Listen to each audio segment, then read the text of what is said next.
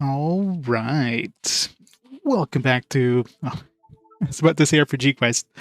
Welcome back to Laytonology, Volume 3.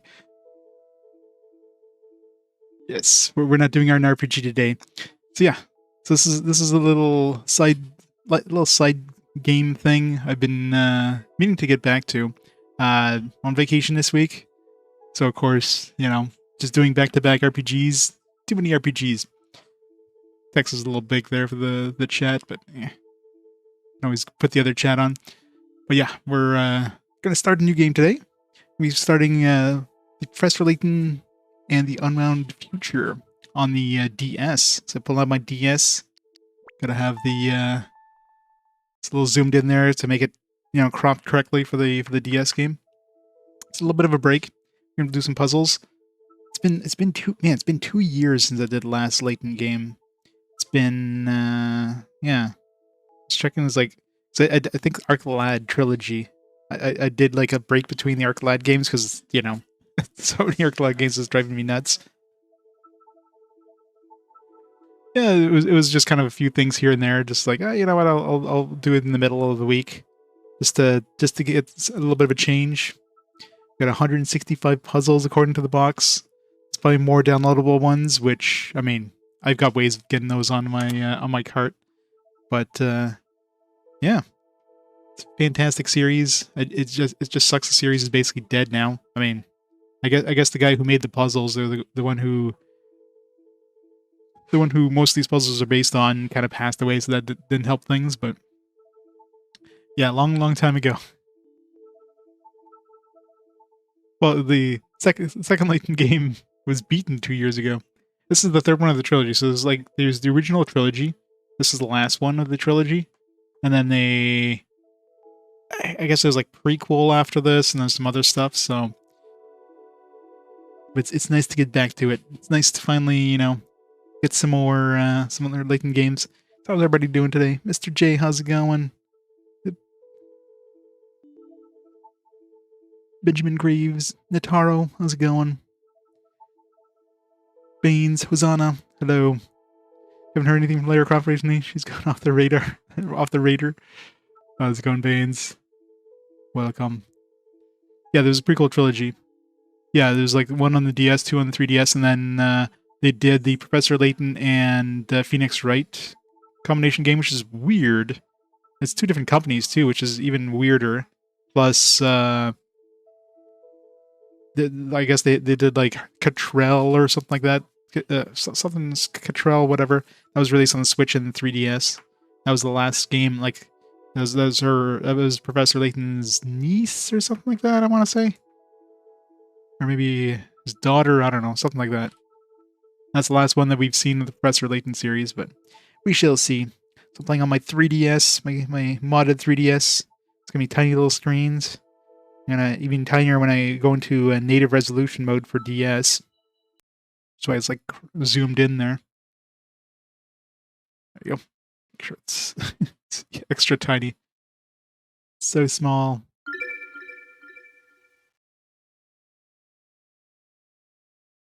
What was the score from the poll? Which poll? The music. The music is so good.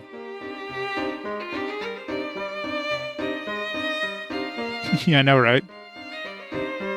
Been meaning to get back to it. I just never kind of got sidetracked, and next fast forward.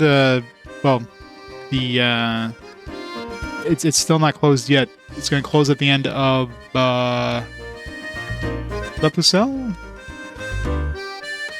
I mean, sure. God, this music's so good.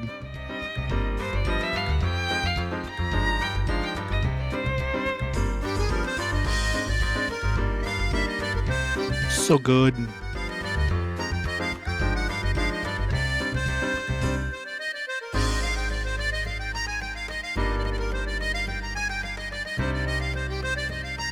Next vacation be Layton for? Yeah, probably. It's probably a good idea just to do them every time I'm on vacation.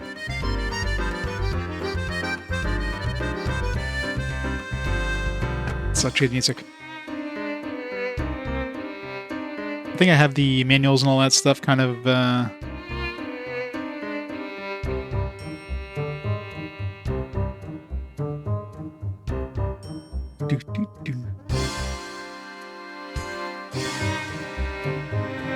Alright, so yeah, let's get back into it.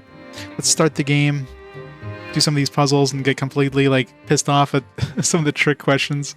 I remember there was so many trick questions that I did that were, like, completely, you know, super... Like, it was I did, like, tons of complex math just to, you know, fail miserably. I think so. I mean, I think Layton comes from London, but a lot of the places he goes to are like French. So I don't know. I don't know if it's supposed to be like this kind of generic, like European vibe thing to it, or if it's yeah.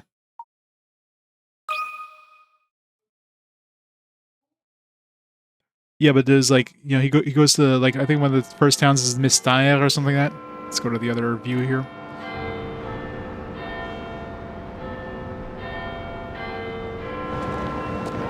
Yeah, very French music. I mean, you got double decker buses over there. It's very London-esque. Then you got like French names. Like, it seems like it's a conglomeration of Europe. You know what I mean? It just doesn't seem to add up, Professor. I honestly thought you were pulling my leg.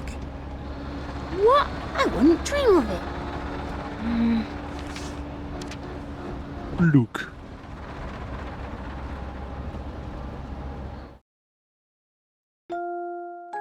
Professor, I hope this letter finds you well.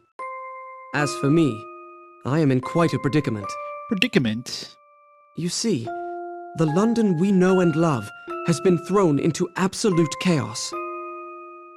Yeah, it's England with French names. To complicate matters, the calamity I speak of does not take place in your time. It's from the This may future. be difficult to believe, but I am writing to you from 10 years in the future. This is a spam email, isn't it? I know this is a lot to take in, but I'll explain it all soon. Just send me a whole bunch of money and I'll invest it. For now, I ask that you head to the clock shop on Midland Road in Baldwin. Baldwin. Midland, Baldwin, that all sounds England. But I know some of the previous ones definitely feels like they're, like, at least it sounds like they're taking place in France. Like, I think, was it the first game? It might have been the first game. It was like Mystère. It's like a French town kind of thing. I look forward to seeing you again. Your student, Luke Triton. And of course all the characters are like very English names, like Luke and... Although Luke and Luke could go either way. Luke Triton, I don't know. Yeah, Saint Mystère. Strange as it sounds, it seems that the author of this letter is none other than your future self, Luke. From my future self? A future How is self. that even possible? I don't know, but it does raise the question, if this letter is indeed authentic, how did it get here? The weirdest part of these games is they always have this like plausible, like it's not just magic kind of thing, but it always ends up being kind of like magic. Like one of the earlier games, I think it might have been the first one or the second one. There's like this takes place in what, the early like 1900s, at least in style, and you got like these human automatons. You know what I mean? Like, it's very weird, like science thing. By time-traveling postman? Just joking, of course. Oh, Luke. But on a more serious note, They are, yeah. This mystery might be the oddest one we've ever encountered. Like, I don't think they ever give any dates or anything like that. And again, like, just the style. Like, obviously, you got the double-decker bus. You know, like these outfits that look like they would belong in England, but they're in like areas that have like French names. I said it's just like a conglomeration of this like old-timey European vibe thing. Indeed. And even in the future, you seem to need my help in solving it. Your constancy can be quite a comfort in these uncertain times, my boy. Well, thank you, I suppose. But back to the main question. How do we know the letter is real? Because you're holding it, obviously. Well, we haven't much to go on yet. Looking things up, you forgot earlier this year, Level 5 did announce a new Layton game. Really? Nice. Looking forward to that. I did not know that they had announced a new one. Takes place in the US. Looking forward to that. I gotta pick that up. I'm assuming for like the Switch and stuff like that.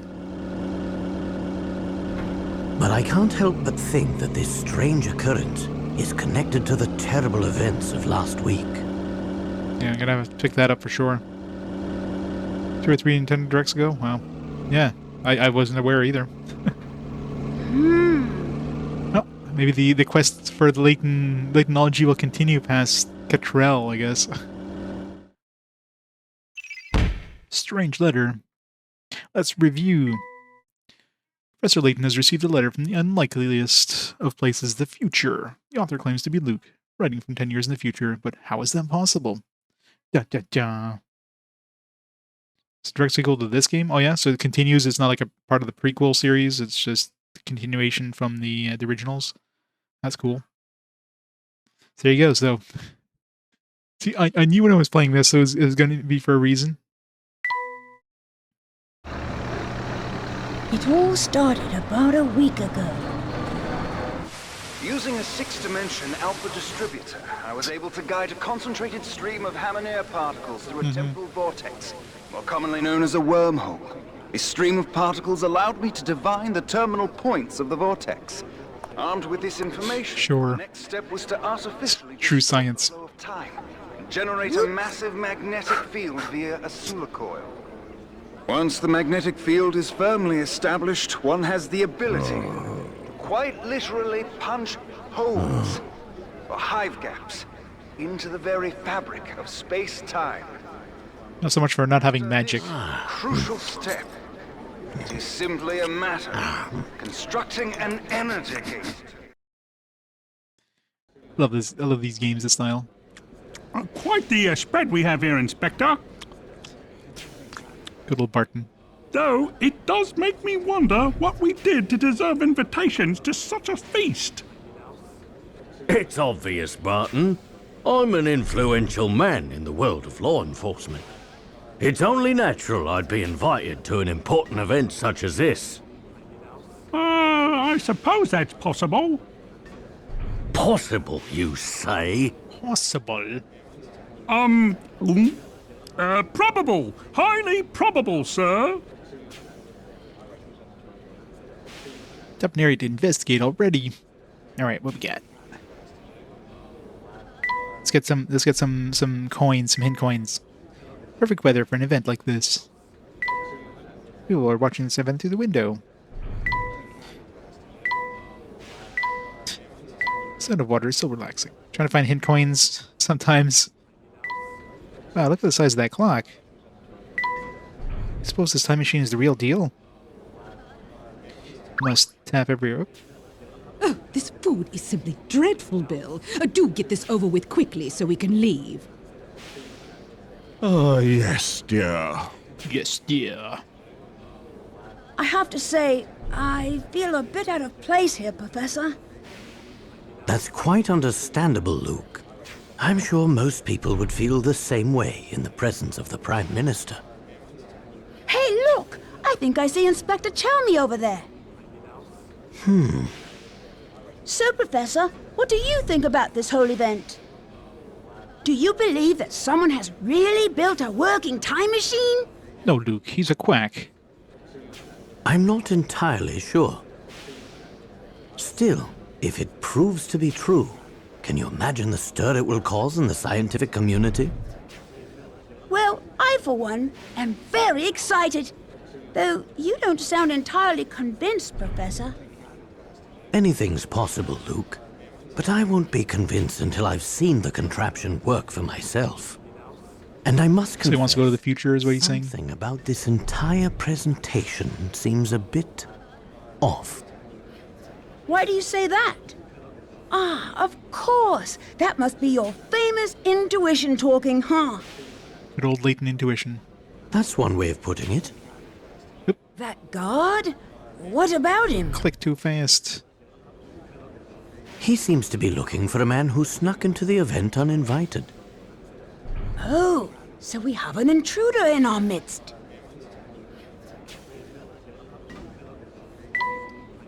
This be the entrance to the machine. Suppose time machine's the real deal. Right, where's my hint coins? It's always hint coins.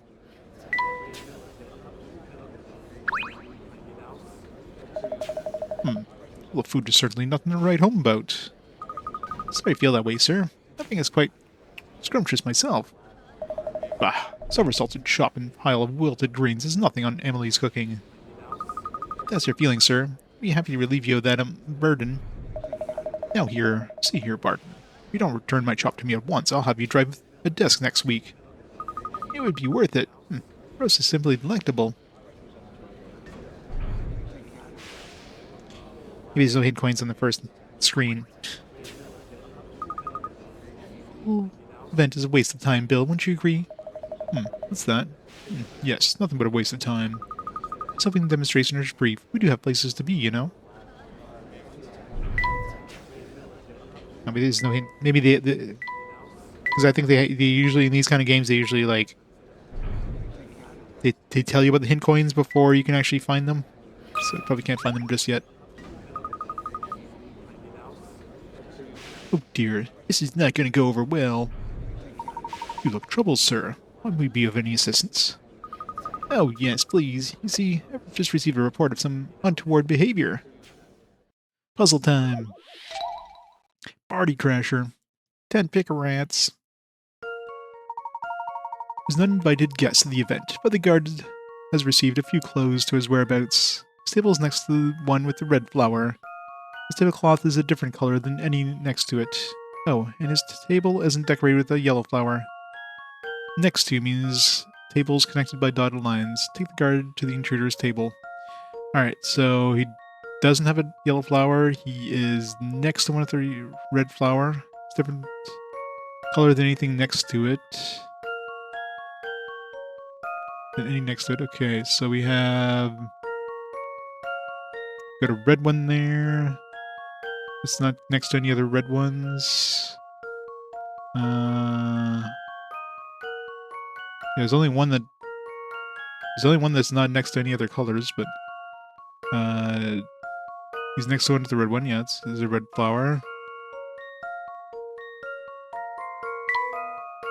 So that's to drag the guard to the bottom corner of the touchscreen table. When you have your tables, tap submit. So we have the... we got this one here, which is the... which would fit a lot. It's Nintendo Gaming. It's a new series. Well, it's an old series, but one I haven't touched in like 2 years. I'm on vacation this week, so I figured, hey, you know what? Perfect time to do it. So this one here, let's see. So it's next to the one with the red flower. So you got a red flower right here.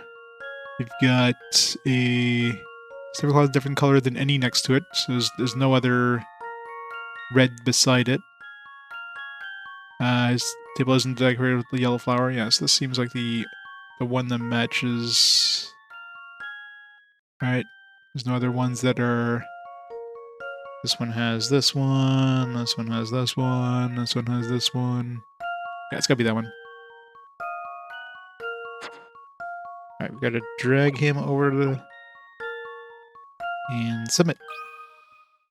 This one's as good as solved. Hooray!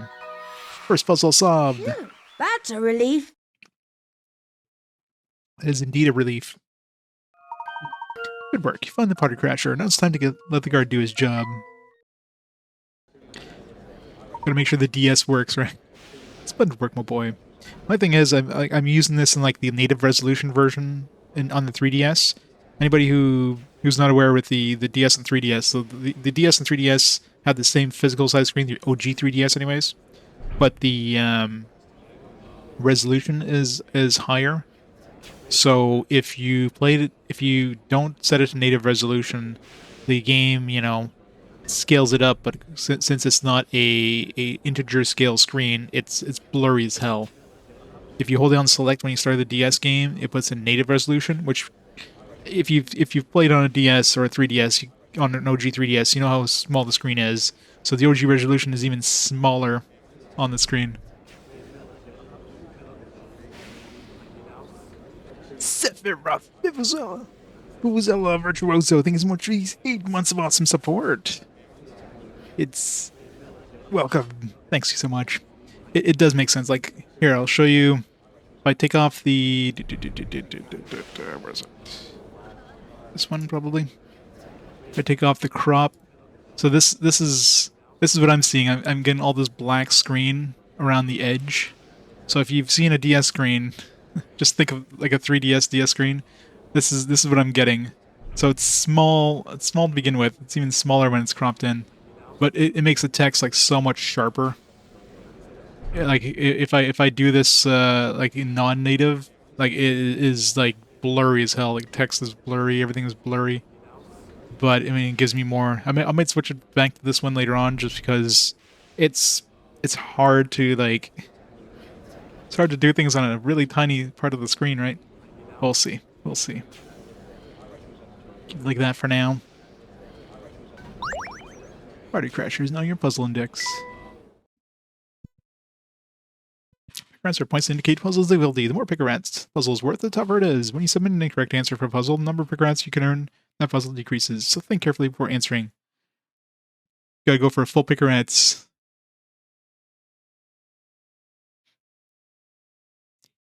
Yeah, sure.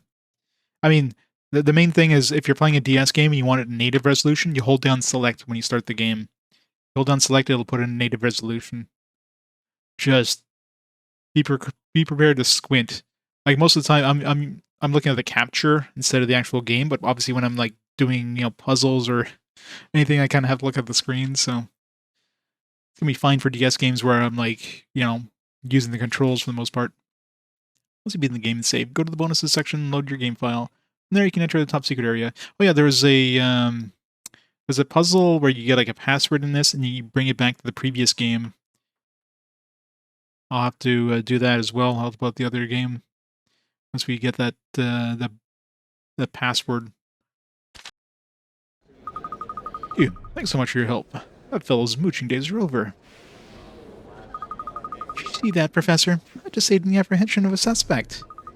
Oh look, the presentation's about to begin. Let's go back to our seats.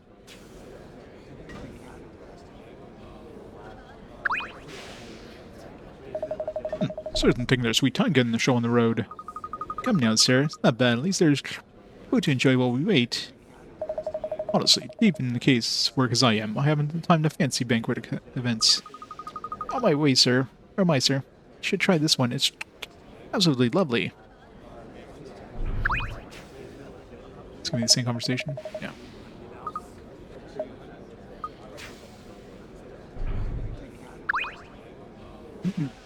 Ladies and gentlemen!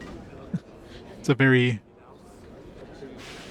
booming voice. Thank you for taking part in an event that will undoubtedly go down in scientific history. History. And here to demonstrate mankind's first time machine is its creator, Dr. Alan Stahngun. Alan Stahngun? What a name.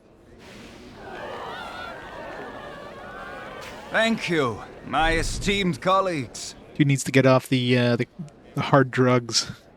After years of research in the field of time travel, I'm pleased to share the fruits of my labor.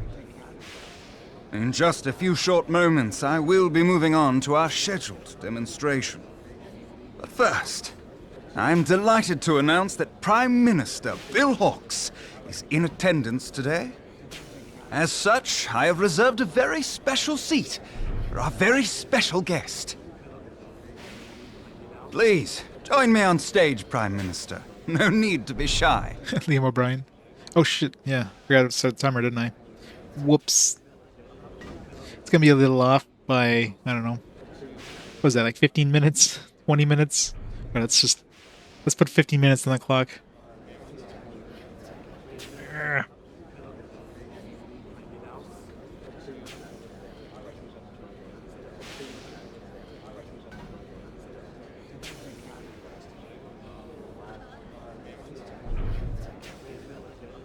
43. There, good enough. Thank you for that.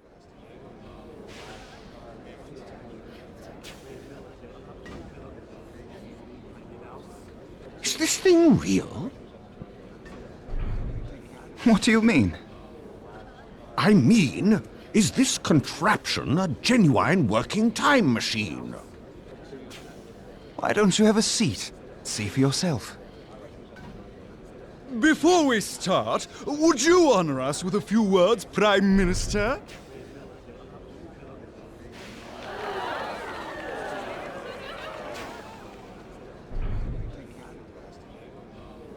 Good afternoon, everyone. Today is a monumental day, not only for our great nation, but for the entire human race. Hey, John. It's a special. It's a vacation special. Wasn't on the next game. I mean, this isn't an RPG, so this is like a different little side series that I haven't touched in like 2 years. I figured vacation weeks are probably the best time to like play some more of these. Yeah, exactly. It's a Halloween special. Since the beginning of time, we humans have strived to transcend our natural limits. We have conquered the skies and the seas, and we have even traveled to outer space. It's not even more confused. This game looks like it takes place in like old-timey England, the early 1900s, but we've been to outer space, so it's obviously like past the 60s or whatever. These games are really confusing when it comes to like setting. But the one frontier that has always eluded us is time. In outer space in a hot air balloon. Exactly. Maybe everybody's like doing like a one of those like those I forget what the hell they call them there, but like the old timey recreations. Indeed. Everybody's just doing Traveling cosplay. through time is a dream many thought was out of reach for humanity. Until now. Ladies and gentlemen, I hope you will join me in ushering in a new era for mankind.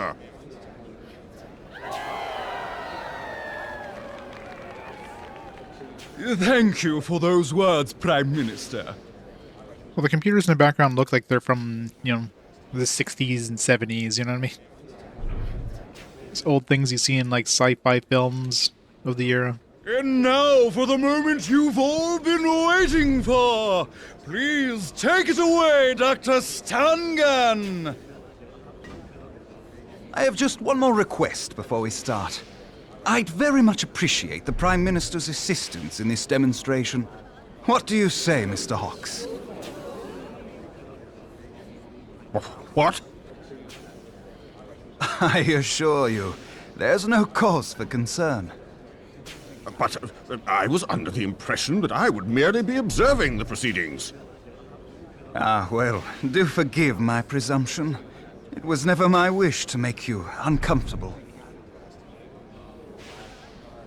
I realize it's been some time since you traded in the hard sciences for the softer variety. Yes, that's always cause for concern, exactly.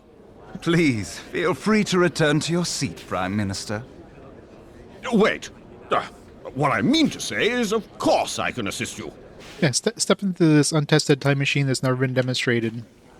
Yeah, I know you're a leader of a country and everything, but yeah, whatever. Bill, have you lost your mind? Ah, that's the courage we've come to expect from our fearless leader. You have my thanks. And now, without further ado, I give you my time machine. Mr. Hawks, would you mind just stepping inside?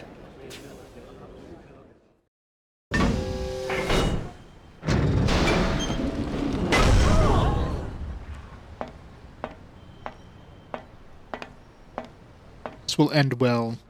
obviously.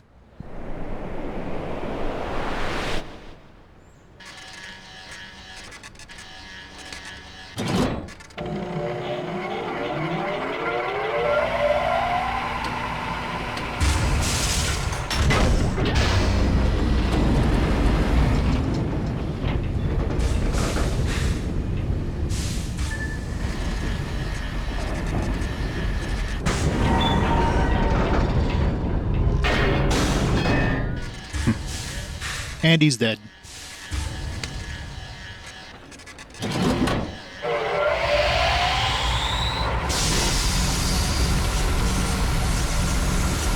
Huh?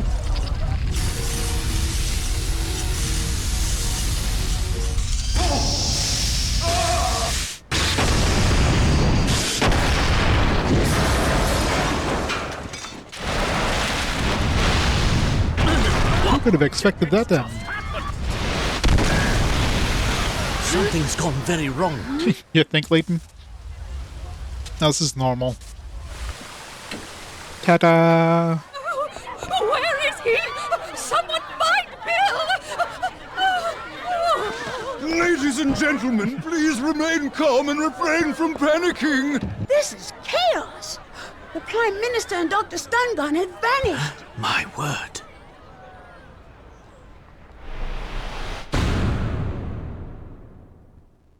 Time machine demonstration goes awry. So you think that what happened last week is somehow connected to this letter? Wait! Maybe if the time machine was real, this letter is real too! I don't know about that, but these two elements aren't the only puzzling issues. Yes, the time machine was real, even though it blew up in everybody's face. Tell me, Luke, have you heard about the recent disappearances occurring here in London? It doesn't look like English. Oh yes, I read about it in the paper. Some of London's greatest scientists have been mysteriously vanishing. Yes, and I can't shake the feeling that those disappearances are linked to this whole affair. In any case, it seems our best course of action is to head to the location mentioned in the letter. Good idea! Luke, this bus is a hallucination. We're actually high on mushrooms right now.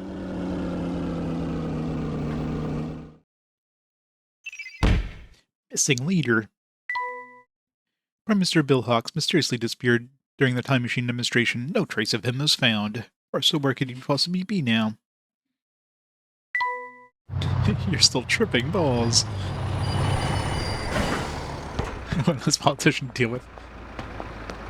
I call that a net positive. Following the clue in the letter, the professor and I set off. What awaited us was one of the biggest mysteries we've ever encountered. Dun dun dun. Professor Layton in the Unwound future. My dear friend Lan. Somehow, a single letter had made its way back through time. And the sender, strange as it sounds, was me. It's me. The future me, that is. If wouldn't like Little the did we know that this letter would draw us into the strangest of situations. like wouldn't the future Luke put some sort of like information in the letter that the current Luke would would know just to prove that it is actually him? There's some like deep dark secret he's never told anyone. It's like, yeah, this is true because of this. Doodly-doo.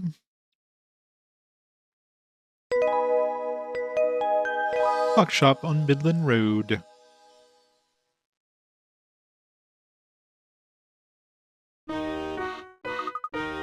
Well, here we are. Clock shop letter mentioned should be around here somewhere, but where? This seems to be an ideal time to consult the map that accompanied the letter. Here, Luke. See if you can't find the shop's location by yourself. Say no more, Professor. Puzzle number 2, 15 picker ants. Below is the map of the clock shop that accompanied the letter from future Luke. Using the times on the side of the map as clues, find the shop. Draw a circle around the letter of the correct building, and then tap submit.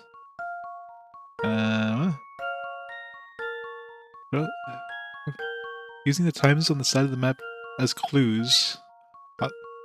Oh, maybe like, okay, you're going 12 o'clock, and then you turn to 3 o'clock position, that kind of stuff.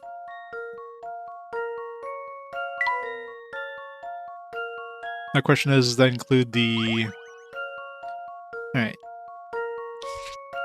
So 12 o'clock, so we're going forwards, then 3 o'clock, and then 12 o'clock, and then 9 o'clock, and then 6 o'clock each.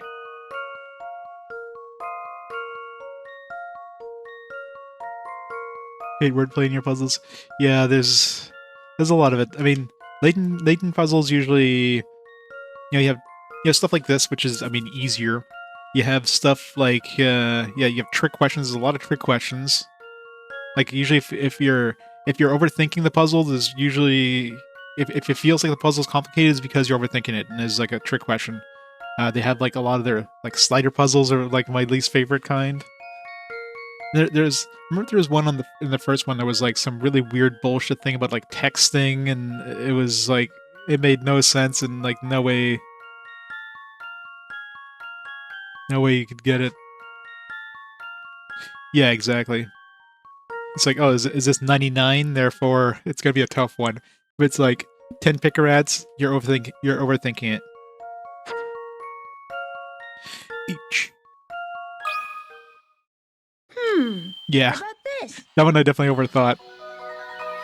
It was like something to the effect of you take a mouse home, and you take a mouse home, and then like every like 6 months or something like that, it can have a baby, like a litter, or like every like 2 months or something, you can have a litter of like this many kids, and you know, and each one, assuming there's like this percentage of like them that are female, in how many in like 2 years, how many rats you're gonna have, you know what I mean?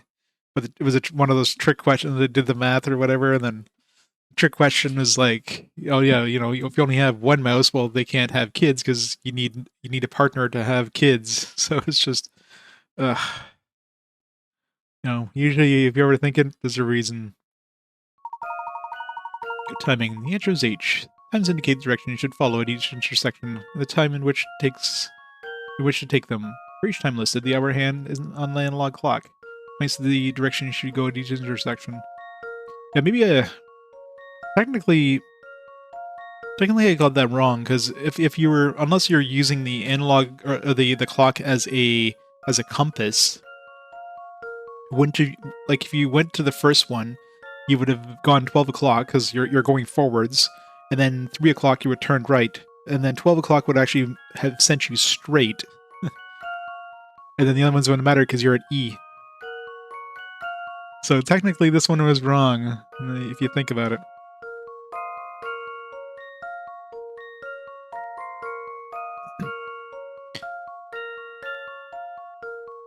Straight up a case.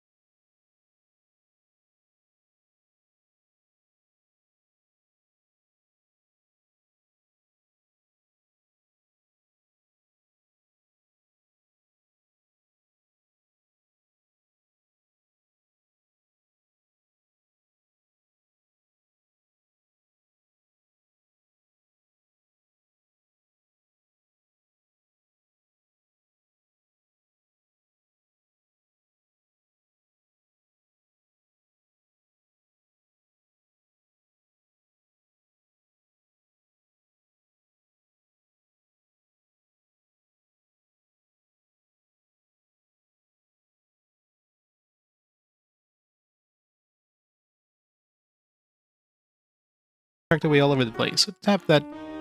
Anything that looks fishy. You might find a coin. Well, that's the end of my speech. Good luck with whatever it is you're doing out there. Ta-ta! Alright, now we can find hint coins.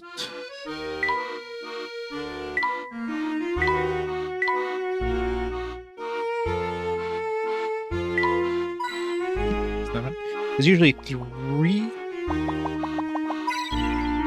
Okay. I think there's usually 3 per map, if I remember correctly. Found 3 there, so I'm assuming that's it. Nope, I got another one. Now I don't know if that other one counted because maybe since we got one out of the car, maybe that one didn't count. So the first one might not have counted as far as the 3.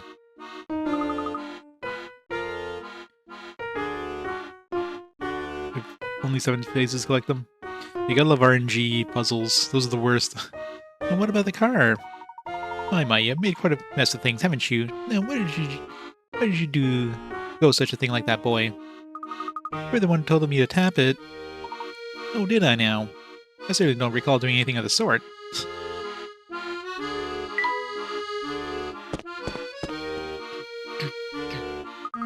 See, Professor, how are we going to keep track of our progress? Ah, yes. I suppose we could both use a refresher on that subject. Tap the trunk icon located in the upper right of the corner of the bottom screen.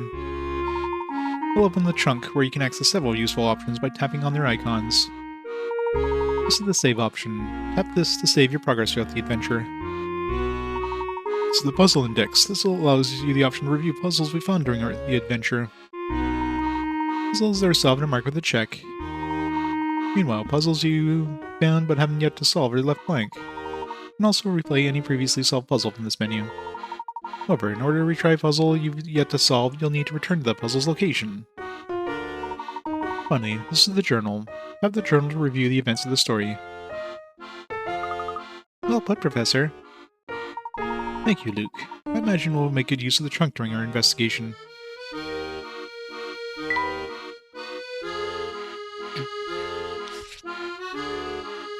It's just like a... You can make, like, notes, I guess, if you wanted to.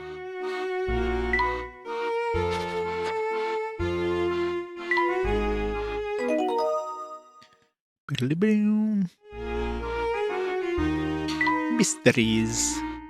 Mysteries. Journal. Strange letter, blah blah blah. Can't help think there's some connection between the letter and the accident that occurred at last week's time machine demonstration. I'm hopeful that what we'll find in the clock shop will help us make sense of all of this. 3 new things that we can't access yet. Gotta love the mini games that they have in these games. Only 2.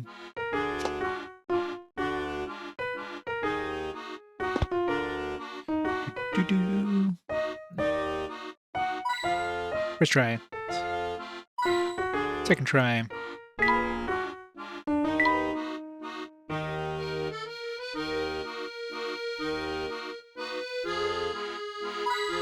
Third try. Hey, Clippus. Yeah. Like 2 years ago, I did this. On vacation this week, I figured it's a good time to play the third one.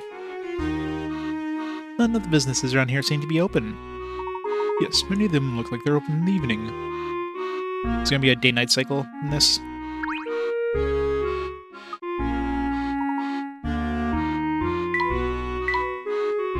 Just want to see if there's 4 hint coins or 3, because I found 3 so far, so...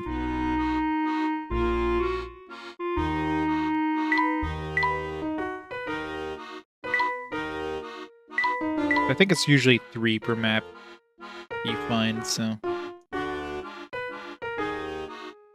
Oh, there's 4 on the DS. This is the 3rd of the original trilogy. The next one is like a prequel, and there's 2 more on the 3DS. They're also like kind of prequels, I think, or something like that. They're different parts of the timeline. And then there's a Professor Layton and Phoenix Wright kind of crossover game. And then there's one you play as, I think it's Phoenix's niece or maybe daughter or something like that. I don't know, something like that. Catrell is her name. And supposedly there's a new one coming out soon, so looking forward to that. I thought it was basically a dead series, but this guy looking for a clock shop, you say? Nah, can't say I know one around here. All right, well, thanks just the same. Oh, just wait a moment. Thinking it again, I might have passed the clock shop the other day. Terrific. Remember where you saw it? That I'm not sure of. I had trouble remembering stuff like this when I had other things on my mind. Help me with this puzzle I've had in my brain. I might be able to recall where I saw the shop. You're in luck, sir. I happen to be a whiz when it comes to puzzles. Bus scheduling. Takes you 1 hour to get to the office by bus. Your work takes 2 hours to complete, after which you catch the bus back home. What? You only work for 2 hours? Based on departure times listed. Imagine that. Imagine your commute taking as long as your actual work. Based on the departure times listed below, which bus A, B, C, D, or E should you take to work in order to minimize the wait time for a ride home? Departure times for the buses home are listed on the right. Okay, so which one should you take to work in order to minimize the wait for a ride home? So it's only the ride home that matters?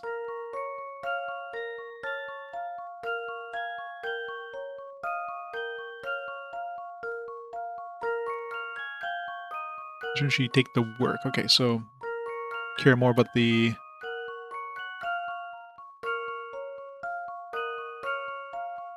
Oh, definitely, yeah, but I mean, usually getting an 8-hour work week, not like a 2-hour work day, or 8-hour work day. Alright, so you're basically adding 3 hours to whatever they have here, right? Because it takes you 1 hour to get to the office, you work 2 hours, then you go back home. So you're looking at 7 a.m. for this one. You're looking at 11 a.m. You're looking at 4:30. This one, you're looking at 8 p.m. and 12 a.m. assuming is midnight, so you're looking at 2 a.m. So 7 a.m. you're looking at like 3.5 hours. 11 you're looking at, I guess the closest one to this one would be the 5 p.m. So you're looking at 6 hours wait there. 2:30 p.m. You're looking at 4:30. Yeah, be the 4:30 one. Be this one C because you're looking only half an hour for the 5 p.m. one. All right. Or no, this one here. It's 8 o'clock. Yeah, you'd be done at 8 p.m., which would be the bus.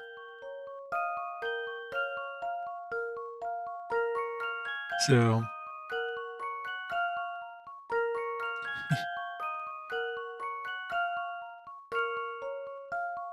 Oh wait, did I? Oh, you're right. Yeah, shit. Yeah, it's 3 hours. Yeah. No. Thanks. Okay, sorry. Yeah, 3 hours in total. So you're looking at looking at noon here. You're looking at 5:30 here. You're looking at 9 p.m. here. You're looking at 3 a.m. here. So this one would be 2 hours. This one here would be 3 hours. This one here, you're looking at 2.5 hours, right? 2.5 hours. This one you're looking at 5 hours. And this one here, you were looking at 7. So you're looking at 2.5. So it'd be midnight, because midnight you're only waiting 2 hours. I guess you're a night owl there. You just have to press it. Yeah. Here's my answer. No puzzle can stop Layton's apprentice. Imagine working at midnight. Radio. Taking bus E to work at midnight would result in the shortest wait for a ride home. Your bus leaves at 5 a.m.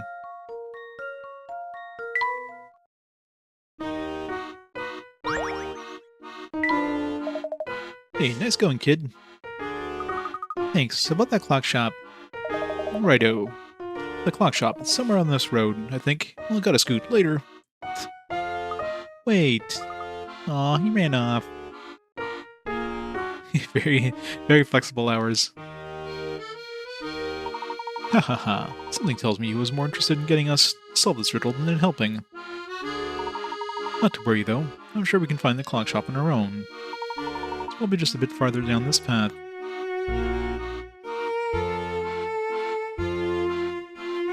Disadvantage working salary, 0 work time can be very irregular. Yeah, I know that. Although my work time is usually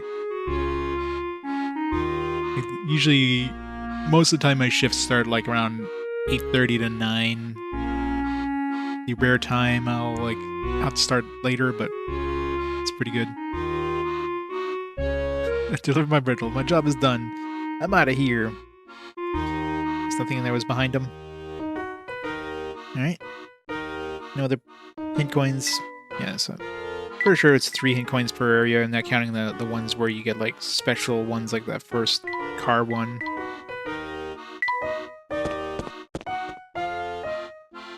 It's what's his name? He's in like all the Layton games. Keep going. No, one there. One here, no. Flash ups that way. And coins. Number 2.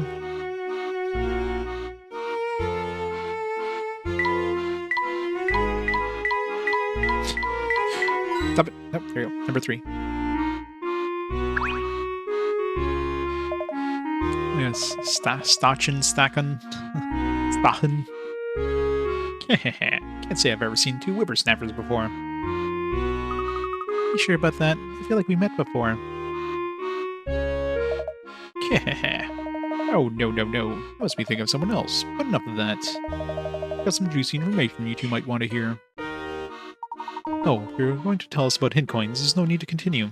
Yeah, I guess this is the guy that usually gives us information about hint coins, isn't he? A nice woman back there has already gave us a full explanation. What? Mustachin? Yeah, I guess. Yeah, Mustachin, I guess. Well, explaining hint coins is just about the only time we ever get to chat. I should let someone else give you my speech. So I guess you're saying that we have met before. Suddenly not feeling too hot. Better head home. Be seeing you fellas round. Well, rip Stanchion. Puzzle behind him. I suppose those stairs go, Professor? I know, right? It's like, how dare you? How dare you have somebody else tell us about hint coins? I say they probably lead to a more residential area. Say, Luke, this talk of the stairs remind me of a puzzle. Care to hear it? Would I ever? Moving day. 2 men are moving boxes from the first floor to the third. A large man can carry 2 boxes at a time, and it takes him 1 minute to get to the 3rd floor. A small man can carry just only 1 box at a time, but it takes him just 30 seconds to make it to the 3rd floor. For both men, the return trip to the 1st floor is the same as the trip up. Return trip to the 1st floor is the same as the trip up, okay. If there are 7 boxes total, how many minutes would it take the men to get all the boxes to the 3rd floor?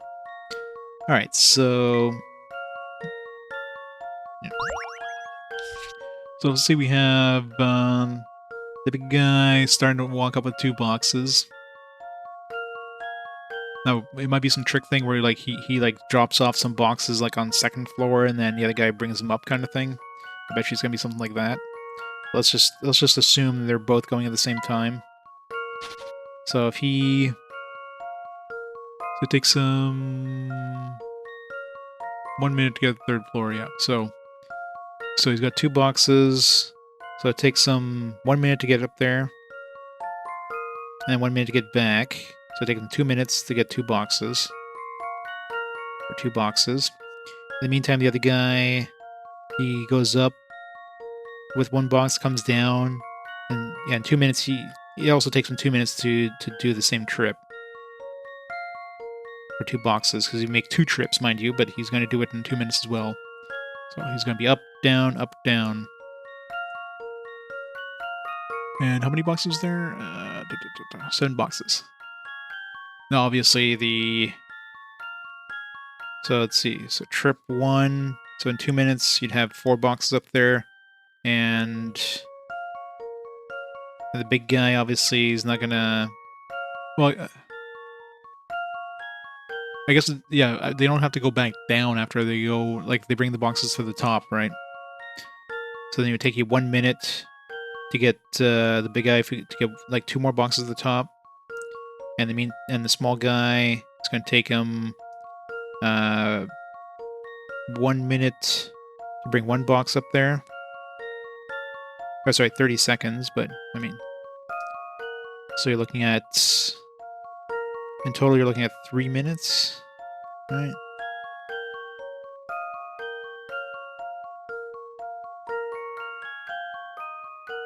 So I'm looking at 3 minutes for the 7 boxes to get up to the 3rd floor. Now that's assuming I don't do any weird shenanigans going to the 2nd floor. Now is there any way of doing that faster?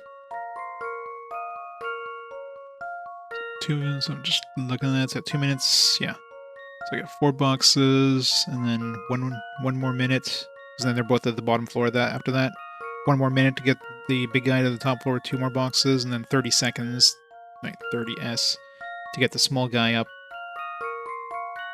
So the 3 minutes would be like with just like them bringing 1 box at a time. That's without any weird shenanigans. So 3 minutes. Now let's say they do some weird stuff where like the big guy goes up the 2nd floor with 2 boxes.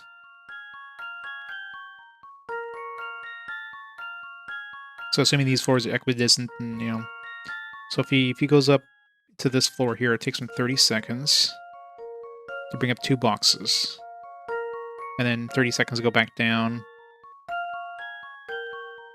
and then another 30 seconds to go back up with 2 more boxes. All right. So basically, in a minute, let's see. So in 2 minutes, he would have 6 boxes up here.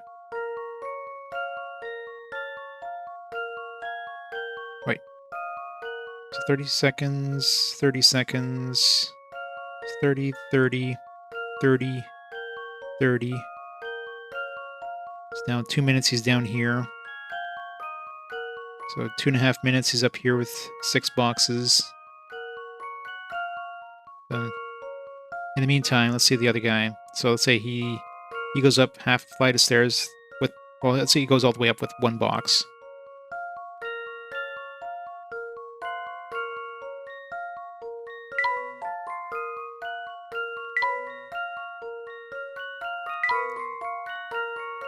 So small guy takes him 30 seconds to go up with 1 box.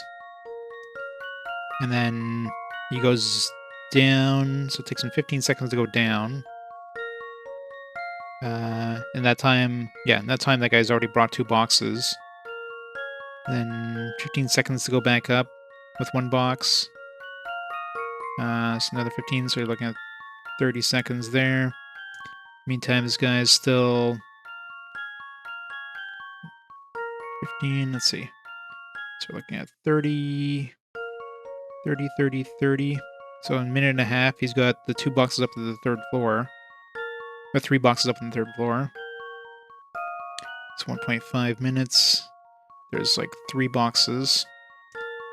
And in 1.5 minutes, now he's on the 3rd floor. 1.5 minutes is another 2 boxes. So he comes back down and back up with 1 box. So you're looking at 2 minutes at that point. There's 4 boxes. And then another 30 seconds to go back up. So 2.5 minutes, you're looking at 5 boxes. Yeah, it's still gonna be 3 minutes, I think. Any other way of like trying some weird shenanigans, I think. So let's just go 3 minutes.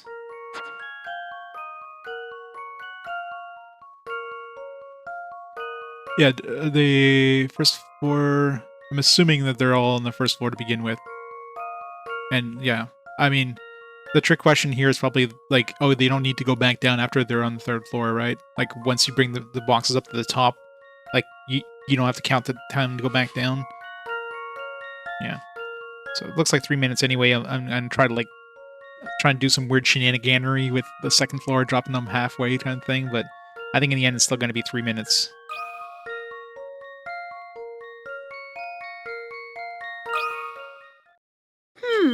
How about this? Yeah. I knew it! Take 3 minutes to get all the boxes to the top floor. The puzzle gets a lot easier if you draw diagrams. Yeah, that's pretty much what I was doing. It's just trying to figure out if there's like any weird way we could just drop them off halfway.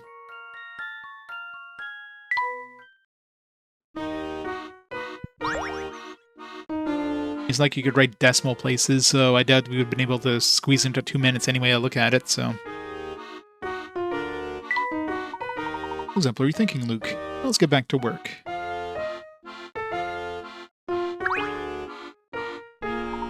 There's nothing up there but rows of houses. More extra puzzles.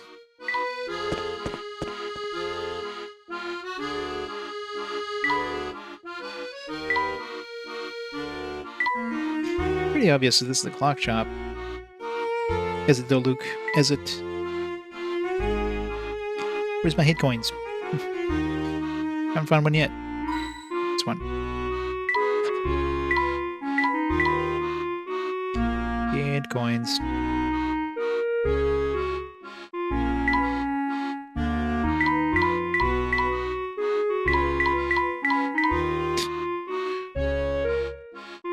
Come on. Number 2. Must find all the hint coins that I'm never going to use.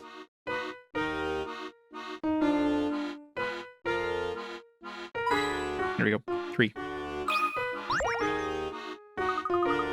7. But you're probably thinking like maybe they have to make the trip back down, right?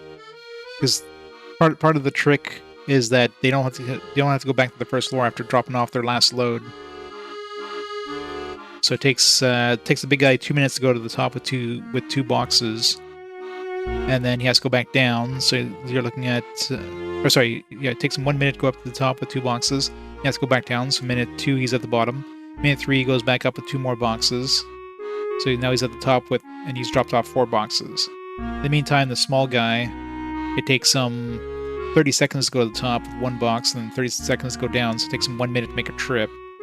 And so minute 1 he's got a box up there and he's back down to the bottom. Minute 2 he's got a box at the top and then he's back down. Minute 2.5 he's brought his 3rd box to the top. So at 2.5 minutes he's brought up 3 boxes. He's not gonna be able to do anything else with that. So yeah, by 2.5 minutes you've got 5 boxes up there, and then 30 seconds later the last dude comes up with 2 more boxes.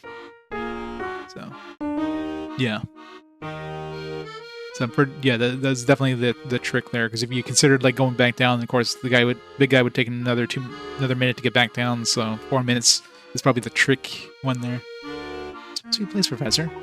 Ah, finally. I'll get the door. Huh? What seems to be the matter, Luke? The door's locked. Now how are we supposed to get in? Let me have a look. Of course, it seems we have to solve a puzzle in the store to gain entrance. The timepiece. 20 bigger ants. Well, they like throwing those trick questions in there. That's why it's tricky.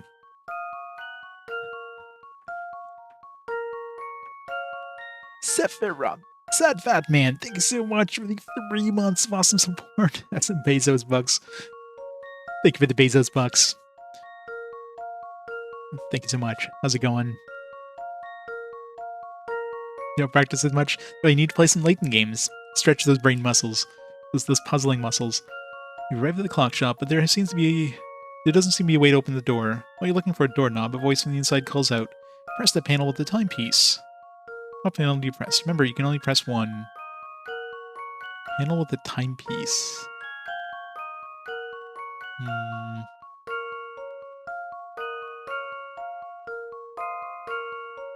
Oh, I see it.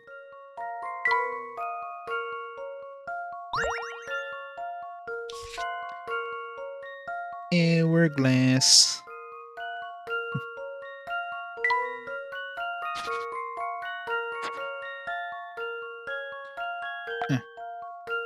Submit. This one's as good as solved. No puzzle can stop Layton's apprentice. Exactly. If you look closely, you can see an hourglass in the correct panel. Oh, look, the door is opening.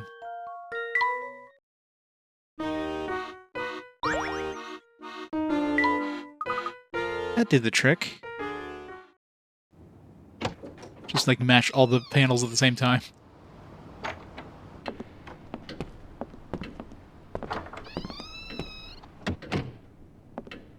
Good old FMVs. How to go insane.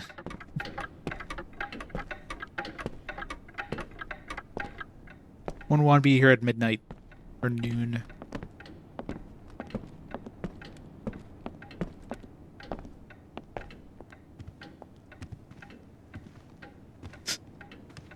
Creepy much. Huh? Look, over there! What's this? Dun dun dun! It's a clock! Oh my god, I didn't expect to find a clock in a clock shop. Oh, gracious customers. We haven't had any of those in ages. Welcome. Yeah, maybe because you'd keep your door locked behind a puzzle. Good day to you, madam. You'll have to excuse us. We're not actually here to shop.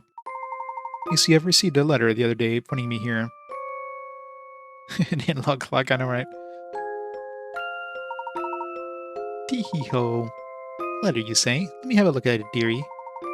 Yes, there's no mistake here. Whoever sent you wanted you to visit our little shop. So you know the person who sent out this letter? Unfortunately, I can't say I do. I do know who you are, Professor Layton. Oh, really? And how do you know the professor? Tee-ho. Well, it's hard not to know a man who's in the paper so often. And I do so love my morning paper. I read it front to back every day. So of course I know the professor. You hear that, Professor? Further proof that you're famous throughout all of London. Right, so we're officially in London right now. We know all the way out here. Hey now, what do you mean all the way out here? Just because we don't fancy living in sardine tin flats doesn't mean we're not centrally located. Still, it's quite a surprise to see the famous Professor Layton in the flesh. I think I need some proof before I believe you're not just some celebrity impersonator. Did we just, like, do a puzzle getting into the, place? Needling needles? Oh god. It's so dark in the shop, I'm having trouble seeing these tiny needles and thread. Can you help me out of this jam, dearie? There are two threads, A and B. How many needle eyes does thread A pass through? Alright.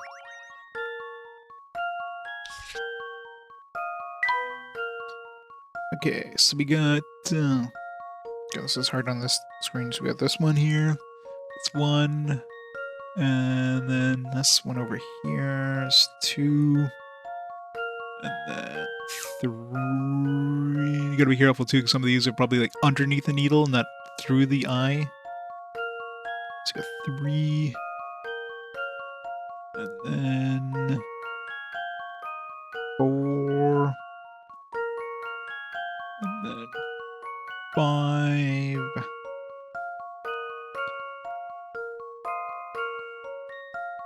6.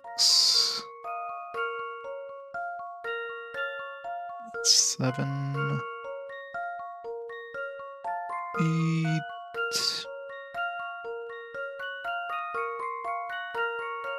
9. 9.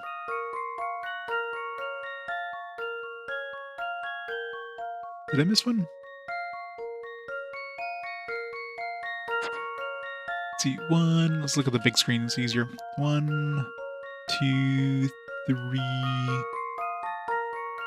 4, 5, 6, 7, 8, 9. Nope, I count 9. The one you're probably thinking about is is this one like this needle here, but it's just passing through the. It's not actually going through an eye. It's just going underneath it. 'Cause it's just the bottom of that needle.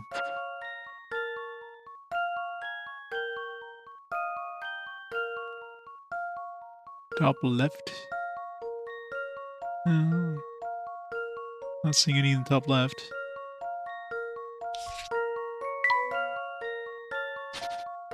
It's got A is this one here, right? So this is A.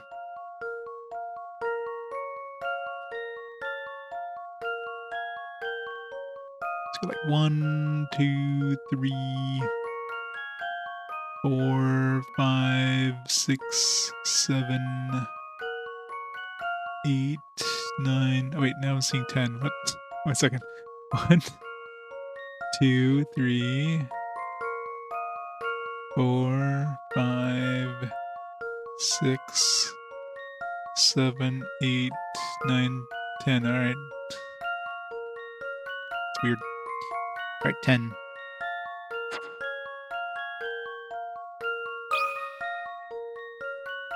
The answer is 0 because it didn't actually pass through any of them. It was just fake. I've got a good feeling about this one. 100% run saved. Well, that's settled. It's hard when you're looking at a really tiny screen too, so I have to kind of like look at the capture and then have to look at the tiny screen, and the tiny screen it's tiny on a tiny screen. It's like double whammy. You got it. Thread A goes through 10 needles. Counting those needles sure is hard work. I love how the professor needed to solve this puzzle. Well, I for am thoroughly convinced. Certainly do live up your reputation. Yes, counting needles. Of course he does. Yes, well, about that letter. I can't say I've seen it before, but my husband might know something about it. He's out right now, but he should be back any minute. Why not look around the shop while you wait?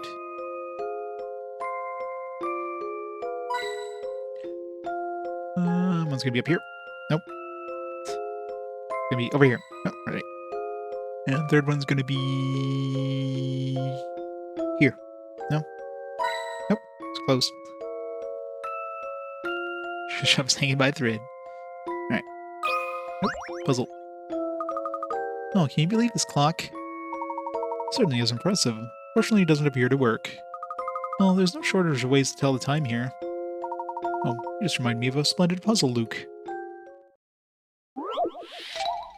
What's the time? Analog clock fell off the wall and hit the floor so hard that all its numbers popped off. What a mess. The clock also stopped working when it hit the ground, but even without the numbers, you can still tell exactly what time it fell. What time is the clock showing? Don't worry about AM and PM. 6 o'clock. So anytime these things would be like directly across from each other and beyond, like on an actual like hash mark.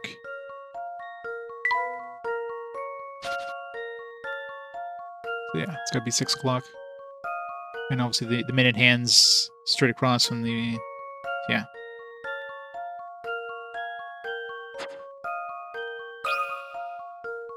Six o'clock. How about this? No puzzle can stop Layton's apprentice. Ready. Once you notice exactly where the outer hand is pointing, the rest is pretty easy.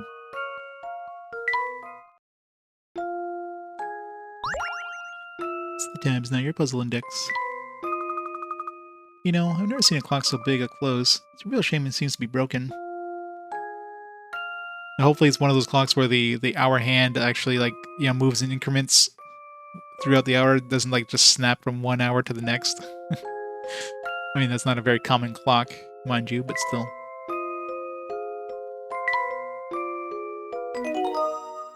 Doodle-doo.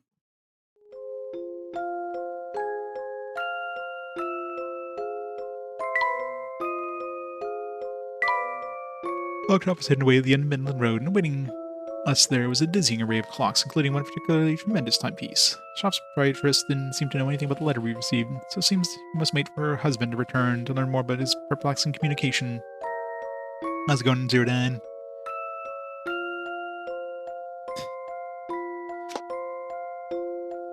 It's punching it in. Yeah, they're hidden puzzles.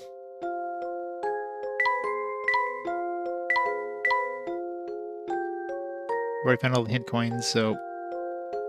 Nope. Alright. We'll be back soon, so just have a look around the shop while you wait. Just, like, walk elsewhere. Hint coin. Hint coin? Nope. Puzzle. Never seen such a wide variety of clocks in one place. Yes, they're all extremely well built. Whoever built them must have been tremendously talented. Really? I can tell that just by looking at them. Ho ho! One gains an eye for these things with age, my boy. You know, I have a superb puzzle about clocks that seems particularly apropos. Care to try it? You bet I would, Professor. The odd clock. The numberless clock, as some prankster has rotated some unknown amount. The clock is still running. The clock is still running normally though. And each color circle on the face represents an hour. Even without the numbers, you can still tell exactly what time it is. Write down the exact hour. It doesn't matter whether it's AM, PM, but your answer should be in the form of XX o'clock. Noon again? Right? Because it's the only time you would have both the hour minute clock and the it's basically the same thing as the last one, except now instead of being directly opposite from each other, they're directly on top of each other. So yeah, it's noon, midnight, whatever you want to call it, 12 o'clock.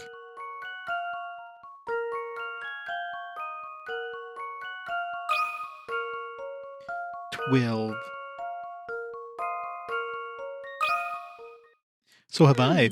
How about this? These are easy ones. Wait till they start giving us the sliding ones and the tricky trick puzzle ones.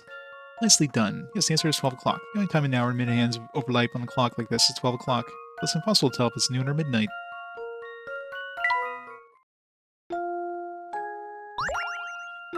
Odd clock. Spot on, Luke. Good work.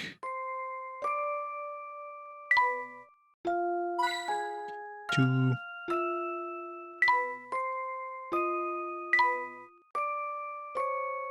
It's my last one. One more hint coin. Let's go.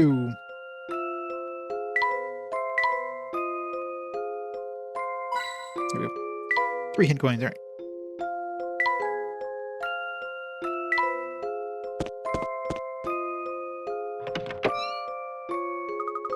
Oh, I think I just heard the door. Someone's here. Must be my husband. Wait till you see the little gem I picked up today, love. Oh my, customers. Welcome back, dear. Here is Professor Layton. He tells me he has some business at the shop. Layton? You're Professor Layton? My apologies. I wasn't expecting you so soon. No apologies necessary, my good man. Oh, allow me to introduce to my apprentice. Professor's apprentice, Luke. Nice to meet you, sir. Luke, you say? What I meant to say is, those are some fine manners. Nice to meet you too, lad. Name's Cog. Tell me, Cog, you seem to be a bit flustered by our arrival. You certainly don't mean to impose. Oh, no. It's no imposition at all. It's just that I had some instructions to show you our biggest clock in action upon your arrival. Certainly has quite a beauty. Pity it's not working. Yes, I plan to give her a tune-up before you stop by so you can see her all in her glory. Now that I'm getting on in age, I have trouble remembering to keep the old gal in good repair. To be honest, I can't recall where the last gear goes, and without it, I can't start the clock for you. Ah, well, it certainly seems why on her arrival might have taken you off guard. Tell me, you better say you're a learned man. Sure you can figure out where this gear goes, yes? Me? Well, I'd like to help, but I'm not a mechanical engineer, you see. I'll at least give it a try. Don't you want to see our biggest clock in its full working splendor? I certainly do. Very well, I'll give it a shot. It's gonna be one of those things where, like, gears, you have to, like, do the rotation of the gears to figure out where it goes. Task is to make the top and bottom cogs turn clockwise, shown by the red arrows. Alright. To do this, in order to do this, which extra cog should be inserted, A, B, or C? Alright. So we got clock going that way, so if we go this way, this goes this way, goes this way.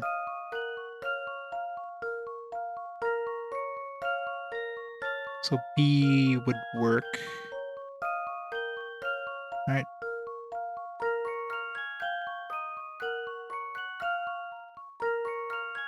So this way, going this way, let's be going this way, let's be going this way, let's be going this way, let's be going this way, go this way, make this one go this way. So B would be good. We do A, it'd be this, this, this, this, this. Should we go in this way? So wrong way. This, this, this, this, this, this. Yeah, so B. I've got a good feeling about this one. Well, that's settled. Answer is B. There's an odd number of cogs between top and bottom cogs, and those two cogs will move in the same direction. However, there's an even number of cogs between top and bottom, move in opposite directions. By choosing B, there will be 5 cogs between two main cogs. Be the same direction, or the direction of the rotation will be the same. I guess you could always do that too.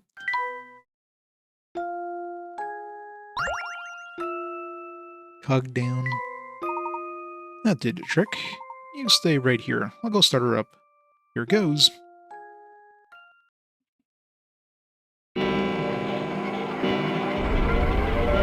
I think your clock's broken. Are you all right, Luke? Yes, but that was quite a shake. Huh? Run away! What is going on here? We've gone to the future. Where in the world are we?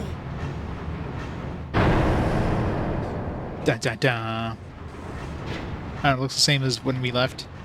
I don't see any difference. There's no flying cars.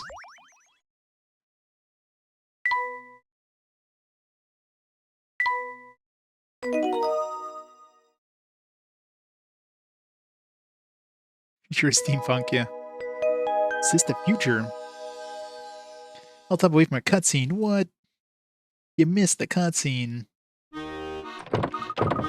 Hey, the door just slammed behind us. Now it's locked. Well, that's not very polite. It does appear that we've been shut out. Why does everything look so different out here than just a few moments ago? I honestly don't know. But seeing as we can't get into the clock shop right now, why don't we take a look around the area? I know, right? This is Layton's first, like, instincts, like, oh, run away! We broke the clock! London warped. When Professor Layton and Luke emerged from the clock shop, the streets of London suddenly looked quite different. What could explain this baffling turn of events? Future looks bleak.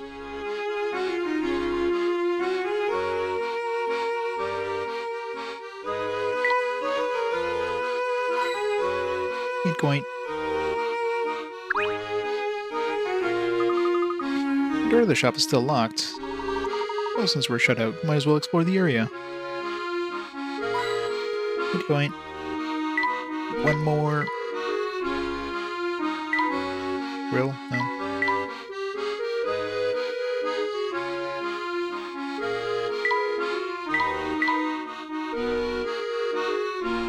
Come on, hint coin.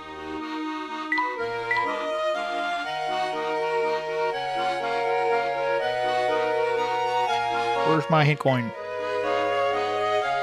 That I'll never use. Come on.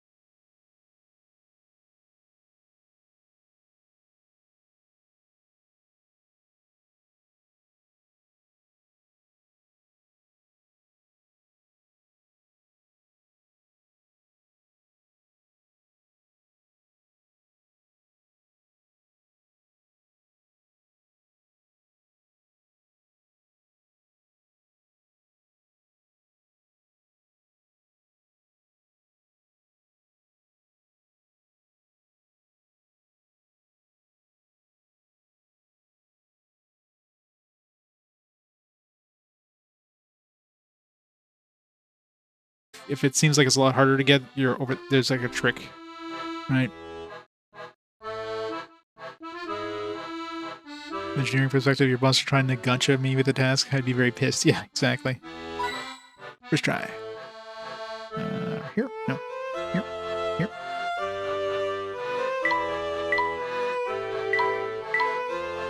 One of these skills is going to have one.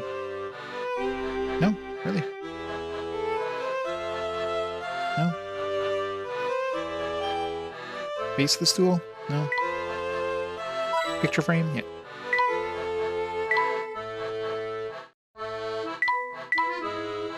One more somewhere. Right there. Perfect.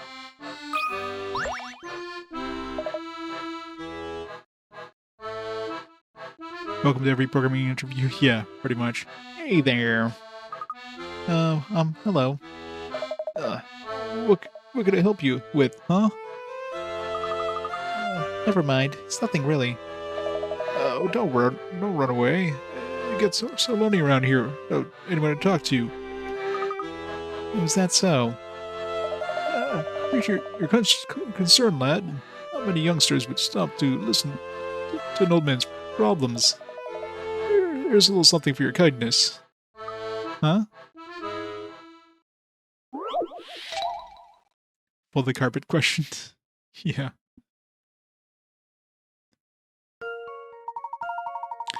Even though we're consistently passing through time, sometimes it can be difficult to think about the way time flows. If yesterday's day after tomorrow is...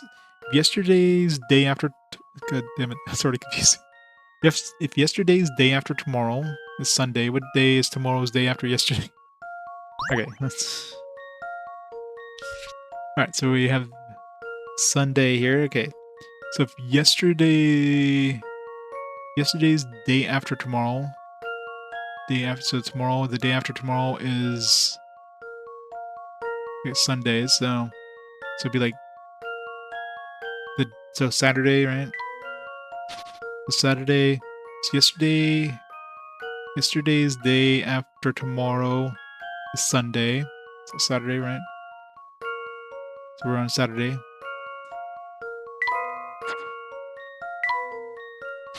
So we're on Saturday. What is tomorrow's day before yesterday? So what is tomorrow's day before yesterday? Tomorrow's... Yeah. Tomorrow's day before yesterday would be Friday.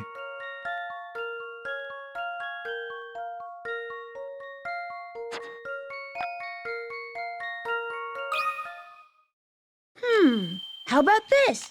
Brain hurts. No puzzle can stop Layton's apprentice. Wow, Friday's the correct answer. It's easy to figure out once you break it down. Yesterday's day after tomorrow is Sunday, which means tomorrow must be Sunday, and today is Saturday. Therefore, tomorrow's Sunday's day before yesterday's Friday. Ask someone to get it for you, then you're culpable for stepping on the carpet. Struck a very large fan and blow an object off. There's that British show that does weird stuff like that, Taskmaster, right? It's pretty much the same kind of idea. Here's these tasks. You gotta do these weird things. You gotta think out of the box. What day is it? 1 is on your puzzle index. Oh, aren't you a smart one? A clever lad like you deserves a present. Here. Oh, what's this? It's a picture book. Very definition of fun. Hey! Oh well, I'm a bit old for picture books, in case you didn't notice. For a normal picture book, sure, but this one's special, see? Would Robocop be called if it was a Transformer? Stuff to miss crime. Special how? If you open it, you'll notice that whole portions of the book are blank. Thanks? Picture book minigame. Minigames, hooray! Got a plum tree sticker for picture book 1. A boot sticker. This isn't a picture book if I put stickers in it. I guess it's a picture book, not a... I was thinking coloring book. Got the man sticker. It's Stash. Or Stachin.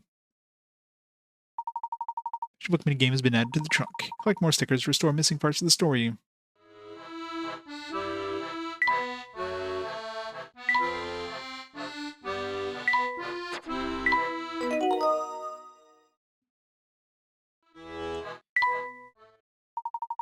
Restore missing elements to the story bay. To the picture book by slicing stickers. Tap place to open a window displaying all the stickers you collected for that book. Drag your selected sticker to the location of your choosing to stick it to the page. Remove the sticker from the page, slide it to the bar at the bottom of the touchscreen. Tap remove to remove all stickers from the picture book you're viewing. Tap the arrows on the left and right sides of the screen to turn the page. Text on the top screen changes automatically to match the stickers you placed. Place stickers in the correct spaces to create a story that makes sense. Collect more stickers as you play through the game and solve puzzles. Solve as many puzzles as you can, try collecting every sticker. A total of 3 picture books for you to complete. Each picture book has its own stickers that can only be used in that book. Complete the first picture book to unlock the second, and complete the second to unlock the third. You can successfully completed every picture book, something neat will happen. Neat.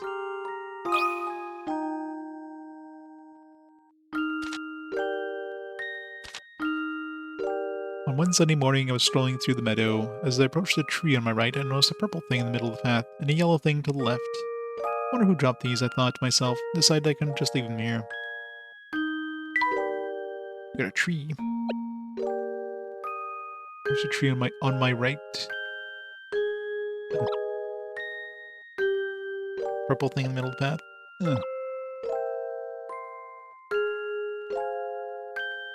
Yellow thing to my left. I don't have any yellow things yet. I walked to the square with a tree. There's another tree in the center. Next to the tree, another tree. I saw a person frantically picking something up. So I said, I'm looking for someone who has dropped some items. Have you noticed anyone who fits this description?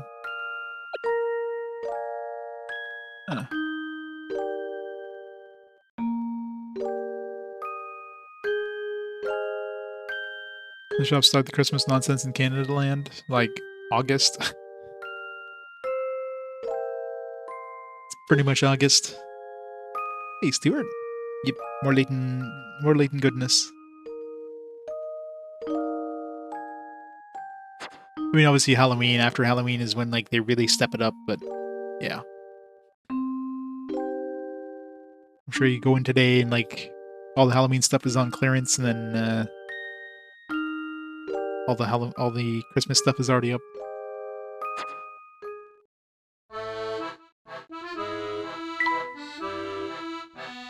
Giant clock.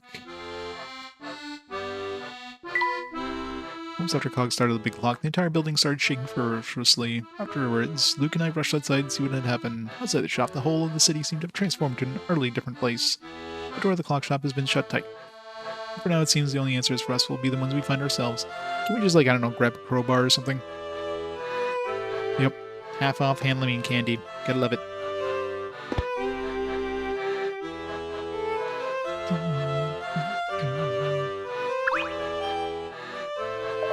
What's that? You want to solve another puzzle? Hey, well, I don't think of one, but I'm out right now. Alright, so in other words, come back and see this guy later. Welcome, sirs. Please make yourselves at... Oh my, that hat of yours. Good day, madam. This is certainly a charming cafe you have here. Tell me, when did you go into business? Go into business? Well, I've been running this place for 2 or 3 years. Well, the cafe itself has been run much longer. Must be coming on 50 at this point. I see. I have just one more question if you don't mind. This is not an RPG. This is a Professor Layton game. So we're playing the Laytonology. Laytonology Volume 3. A little break from RPGs. I'm on vacation this week, so gotta do something a little different. Stopped by earlier and noticed your business was closed. Why wait until evening to open your doors? Closed? Are you sure you came by here? I open this place up every day, bright and early. It doesn't really get busy until later on, but what can you do? Well, since you seem like a nice enough fellow, let me give you a tip. Lose the hat. My hat? Why would I do that? I'd rather not go into details. Let's just say a hat like that can get you into trouble.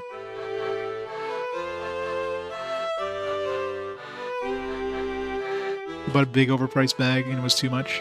Whoever mysteriously empties the baskets in one go every year was at it again. Oh, that's always fun. Never again. Yeah. Yeah, because I'm sure when they mark it down to like half price or whatever, it's probably still like making a profit. Like they're not just giving that stuff away. It's clear they're still making money on it at a half price. I'm sure top hats are illegal. You got a bad guy that wears the top hat, I guess. What's wrong with my hat? Let's just say it could get you in quite a bit of trouble. It sure sucks. Yeah, this is why we don't see anybody wearing top hats nowadays, because they've been made illegal.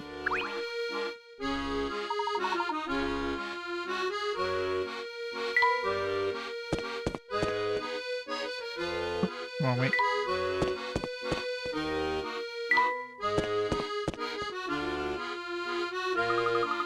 This area seems familiar as well. I'm sure I've never been here before. Yes, it's clear something is going on that I don't fully understand. Oh wait, I have an idea what happened. Must have left the clock shop from a different exit.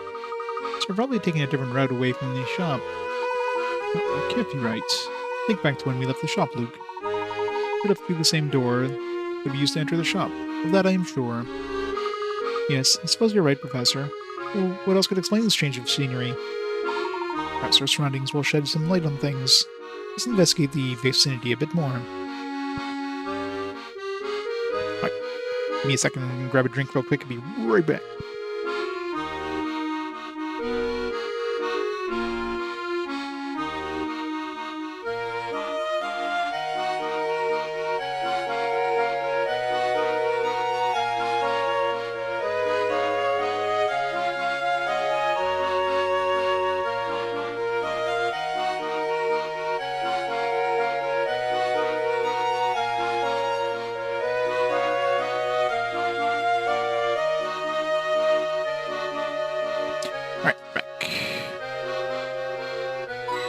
First try.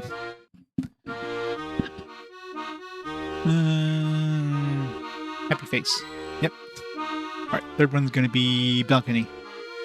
Alright, 3 in a row.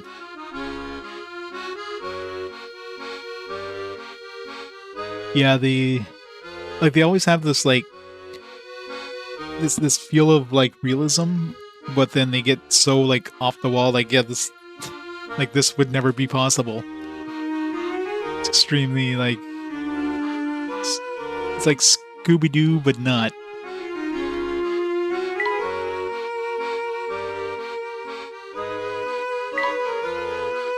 My shop's closed as well. Secret puzzles.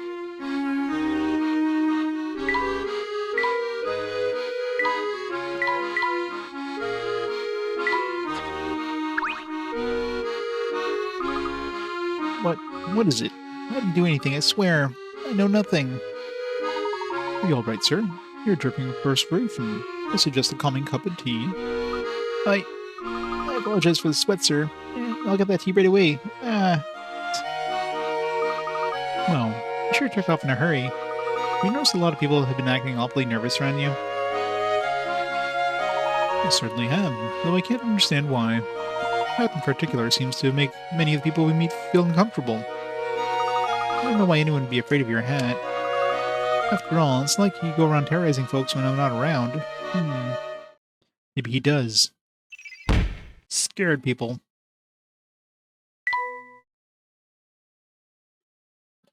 Many people in town seem to fear Professor Layton. For what reason could they possibly have to fear the mild and gentlemanly professor? Does that have something to do with his hat? No, they just don't like puzzles. It's because they're all puzzle haters. Say, sir, don't kill me with those puzzles, please. The bee. Feels like the puzzle, the place where you go to get puzzles you've missed.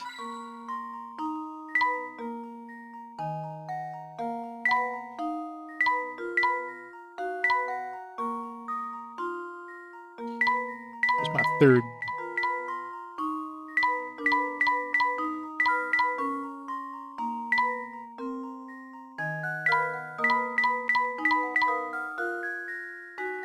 The bee.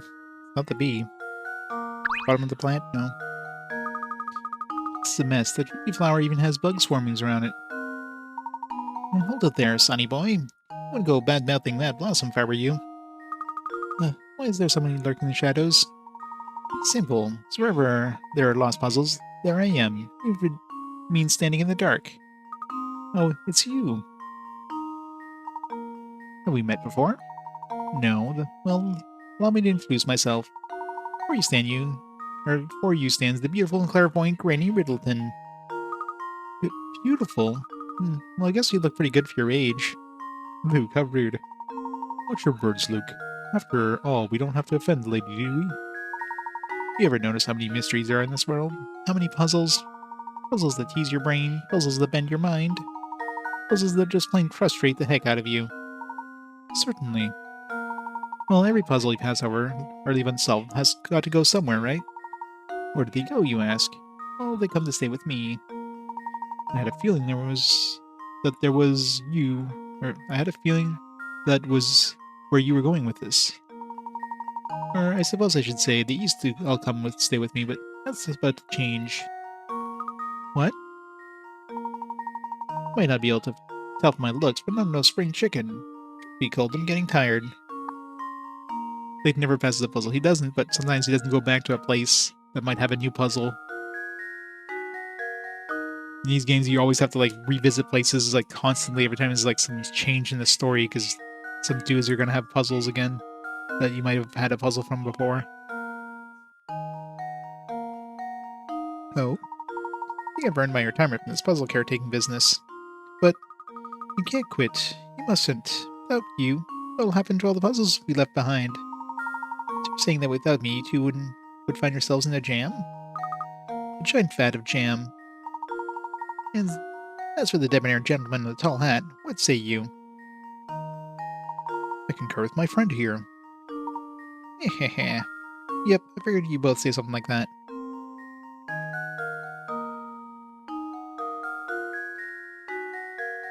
All the games were all in an audition to have Layton the boy replace the granny.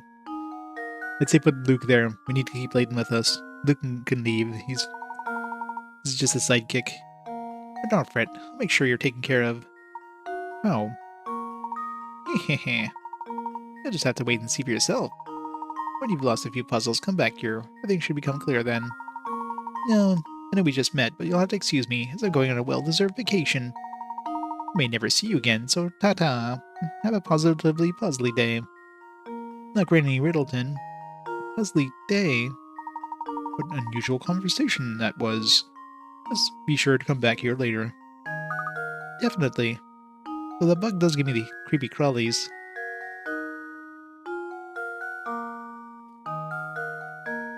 Alright, got one more hit coin to find.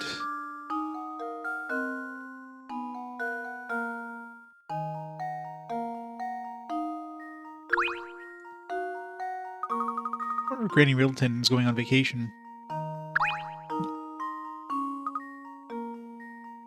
I think any part of the plant just brings up that dialogue. Where's my last hit coin? Come on. I don't remember where I found the other two.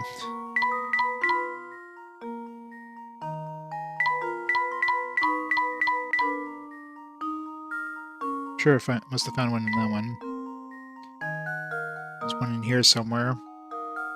So where's the third one? I think anywhere on the floor just gives that dialogue. Oh, real. Got it.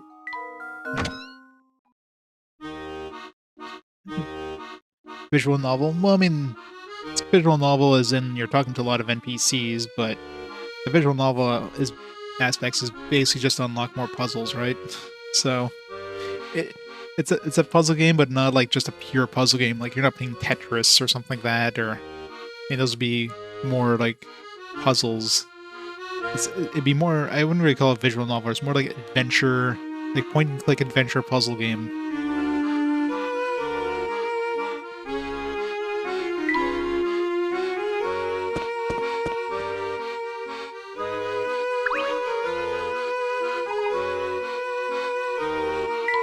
because you're not even making decisions when you're talking to people. Like usually puzzle games will have, or visual novels, you're gonna have some like you're gonna have some dialogue, but then you're gonna have some like choices to make. There's no choices to make in this one. You're just solving puzzles. That's it.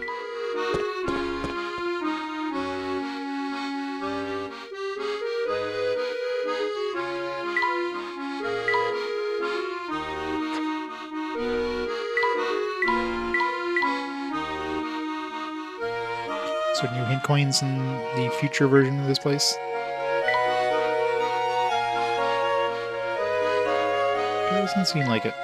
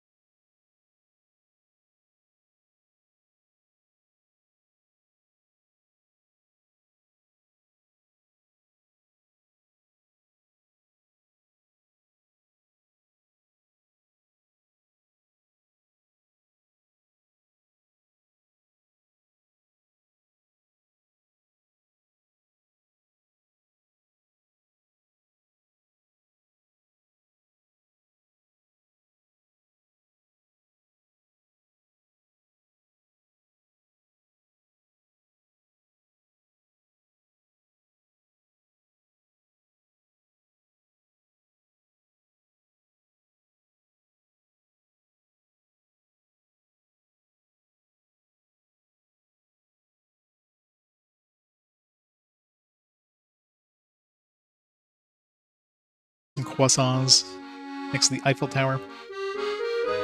You, you're in a tall hat. You wouldn't be happening to Professor Layton, would you? I'm indeed. Who might you be, sir? Shock in the blizzard. Sounds fun. Well, that's not important now. Here's what's important. I have an urgent letter for you. But since I go handing it over, I need to verify your identity. Oh, for sure, yeah. Guardians work... When they work well.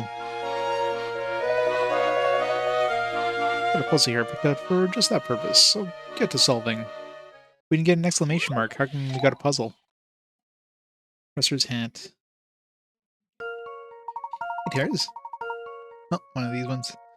Below are 5 blocks that can fit them to the shape of the Professor's Layton's hat without overlapping the pieces and leaving any spaces empty. You can rotate or flip the box, so flip, always fun. Alright.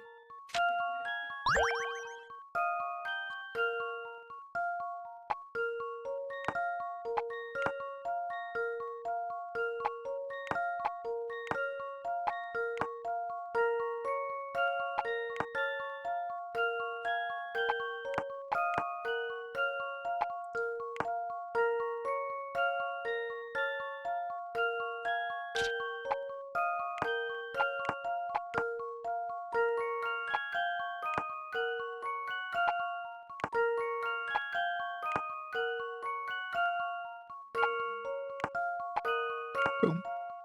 That should do the trick. Well, that's settled. It's going great. Puzzles so far aren't too bad. It's still early. It's always when you get to the later ones where you get some like tricky things, and when you start getting to the sliding puzzles, oh, I hate sliding puzzles. Hey, Liz, how's it going?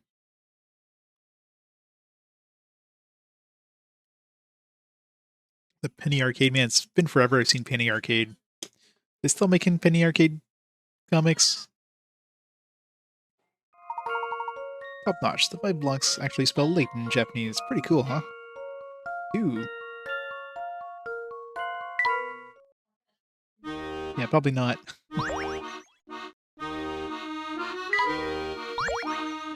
Bump sticker, picture book. Alright, I'm convinced, Professor. Here's your letter.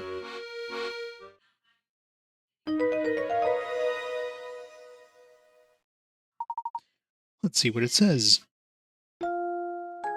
Professor, if you're reading this, it means you've made it safely to my time. Dominic, I have. Use the past tense to be safe, yeah. I can hardly wait to see.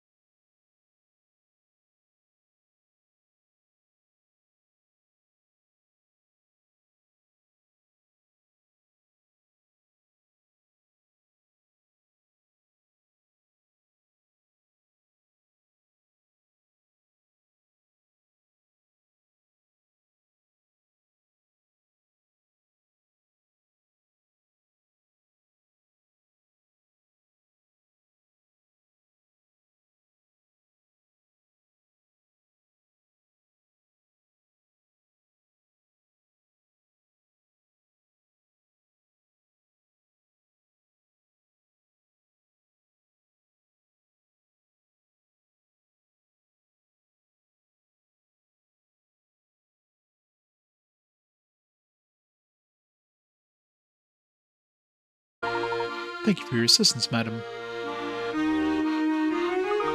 Tourists? Us? I was born and raised here. I've lived in London longer than she has.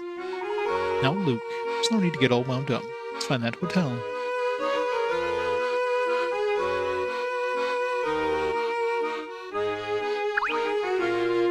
Any puzzles?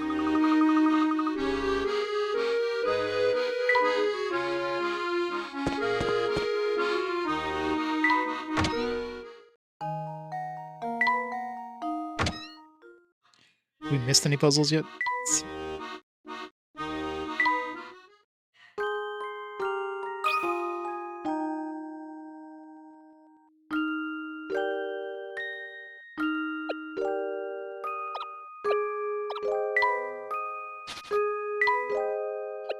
Purple thing.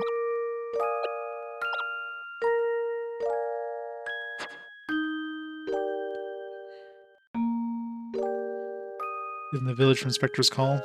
I don't remember the lore from Spectre's Call.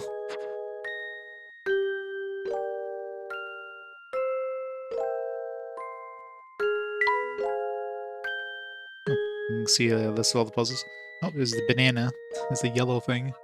And we got a piece of shit there. And we got another tree, and then we got a some girl, I guess. Wasn't there supposed to be like 3 trees? This is like first page has a tree, and then the second page has like 2 trees, and a person. So it looks like there's only like 2 trees, assuming that, you know, yeah, because book 1 is all the top ones there. Hmm.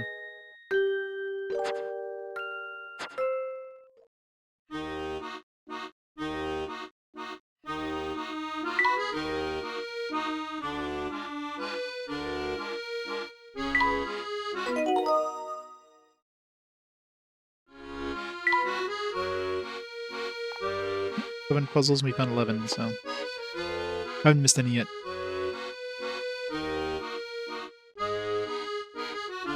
Yes, game icons in the first 4 games form an animation of Layton solving a puzzle. Like you mean in the like the home screen?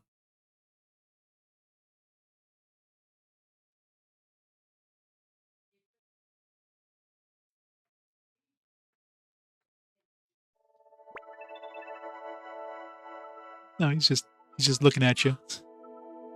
Is it like each one has like a different, like he's getting kind of closer and closer, like you're solving the thing?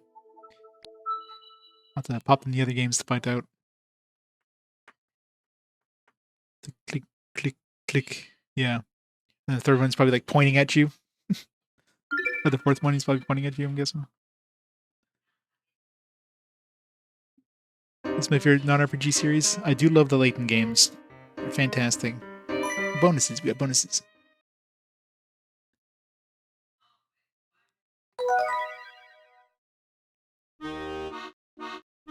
Yeah, top secret. We can take the hidden door thing. You know what? Let's do that right now. Okay, we've got ticket to time travel. So let's write this down.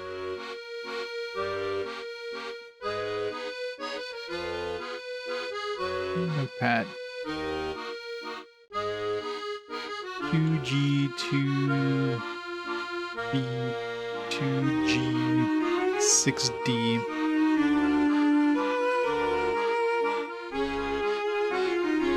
Alright, give me a second, we'll grab the last game.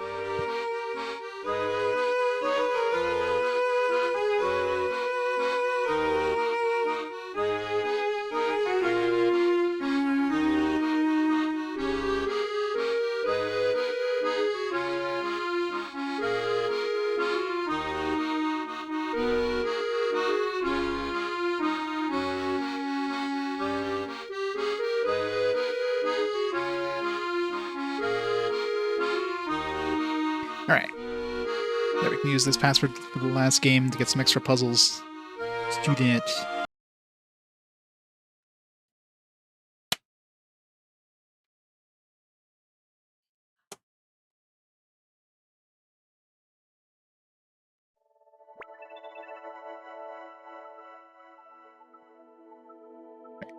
Give me a second, I have to unplug the capture to switch out the cart. Capture cord is like right in the way.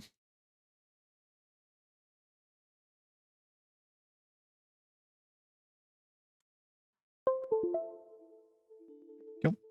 Yeah, see now he's smiling.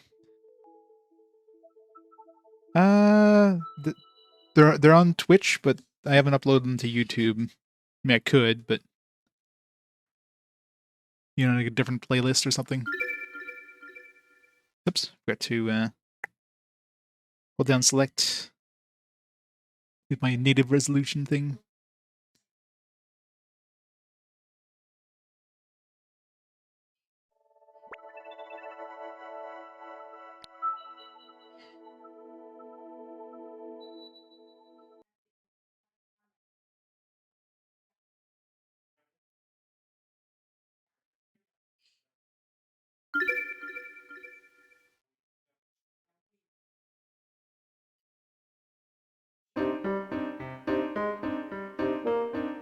bonuses.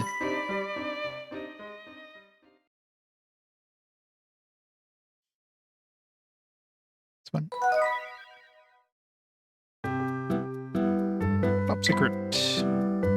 Hidden door. Ticket to time travel. Okay. Got 2B. Or sorry, 2G. No backspace. 2G. 2B. 2G, 6D.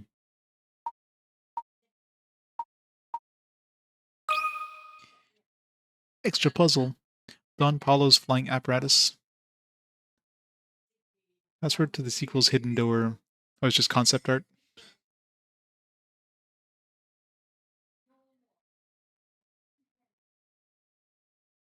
Seven A. Oops. 7A, 2A, 2D, 8C.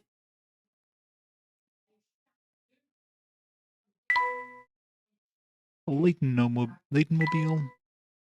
I thought we'd get more puzzles, but no, you just get concept art. People London, Dropstone Station, Full Sense. It's been a while since I played this one, so vague remembrance of this. Prison Museum, Real Full Sense, The Military Express. It's been 2 years. That's it. You get a few photos. That's all you get.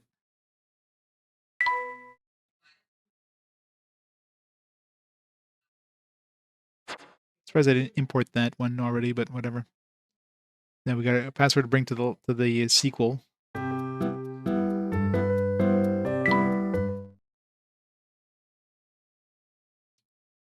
right, I did.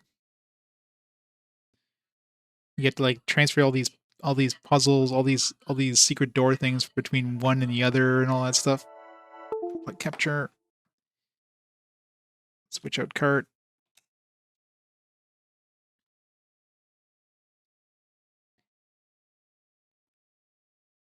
Plug in capture.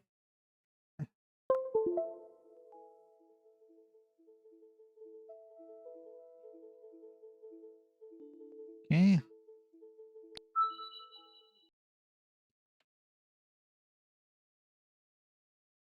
Yeah, like I fully completed them, like all the puzzles, even the downloadable puzzles. I mean, you can't get them, you know, on the Nintendo thing anymore, but there's ways of downloading them. I'll have to do that with this one too. Get all the weekly puzzles.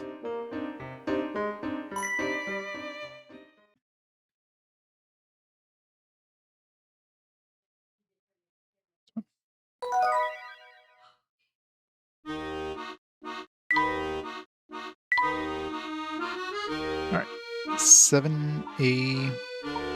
More complex now is like uppercase, lowercase. 2A. 2D, 8C.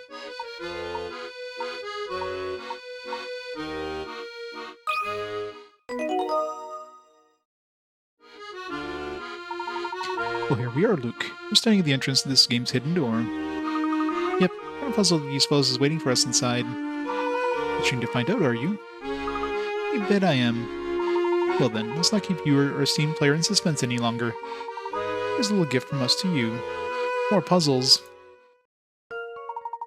Oh god, no. No, no. Cancel. Reverse. No. Please, god, no. At least it's only a one block thing we have to move around. Oh well, we'll meet again. I'm Anthony, your arch rival from Professor Layton's Diabolical Blocks. I'm back to present you with an extra special puzzle. All you need to do is move the gem. All you need to do is move the gem. That spot at the top marked by 2 green arrows. Think you can handle that? No, I can't. If you get stuck, don't bother asking me for any hints. I'll provide nothing of the sort. I want you to solve this puzzle in its purest form. Why? Why did I do this to myself?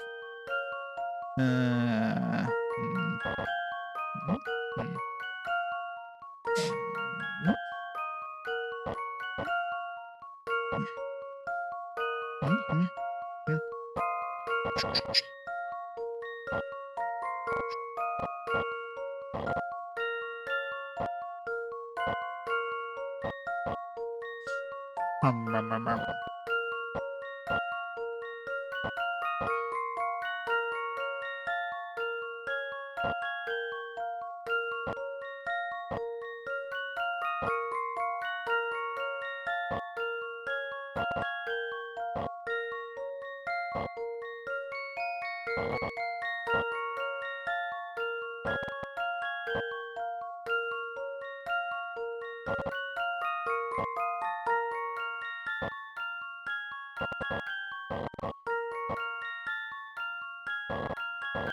Hmm.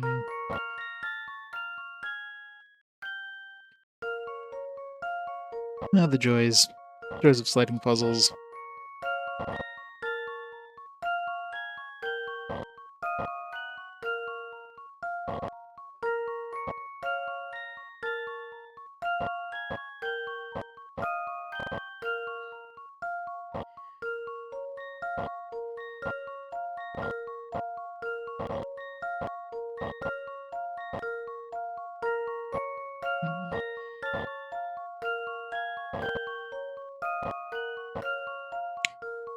Hum, hum, hum, hum.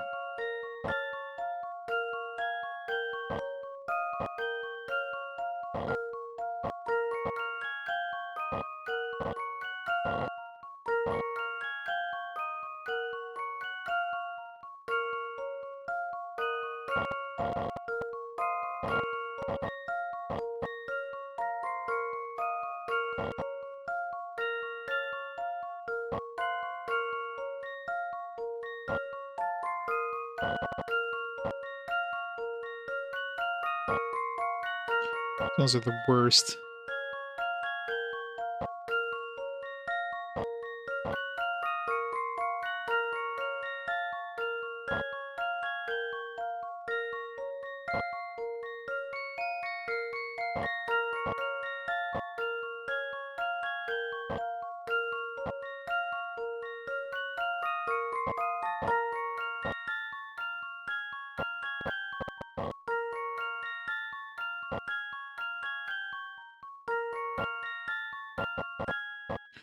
Can't move this one any further.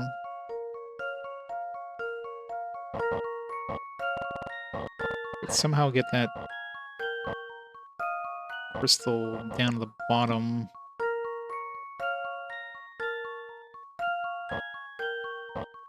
Level the counter only goes up to 9,999. I think we're gonna be passing that.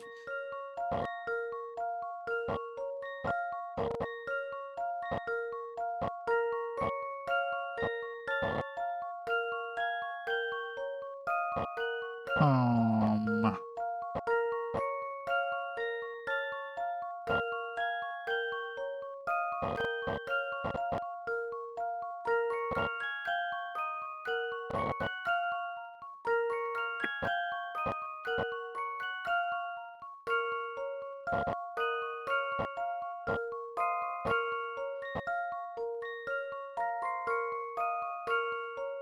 don't know.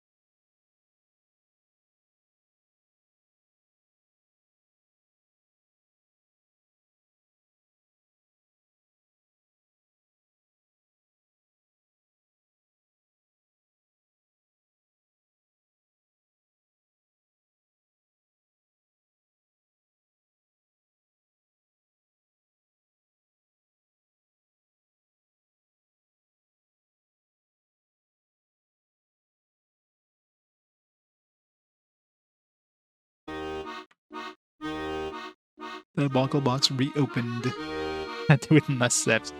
Do it in like less than 100 steps. They usually tell you like they usually say, oh yeah, you could do this in 129 steps or less, or you can do this in exactly 129 steps. Weekly puzzle. Download. Okay. Actually, do I have? Use my. I have to use my because the problem with the DS is it doesn't connect to any modern my phone. It doesn't connect to any modern router. But I set my phone to a personal hotspot without a password. It'll work.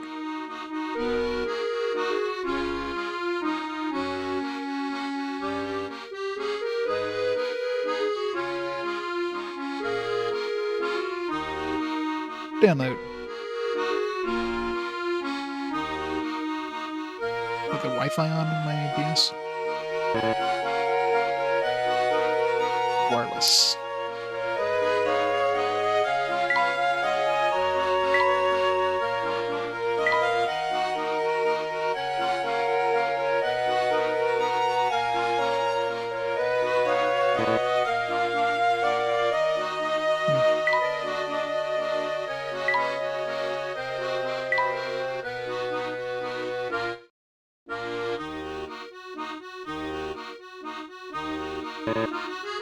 No, I'll have to check it out after. So the wireless switch doesn't work with the DS games. You had to do it before going into the game. This is not an RPG.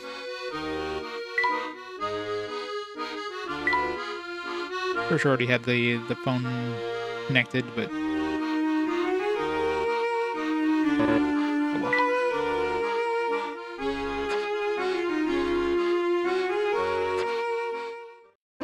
Since it's saved, let's see if I turn on the Wi-Fi settings first.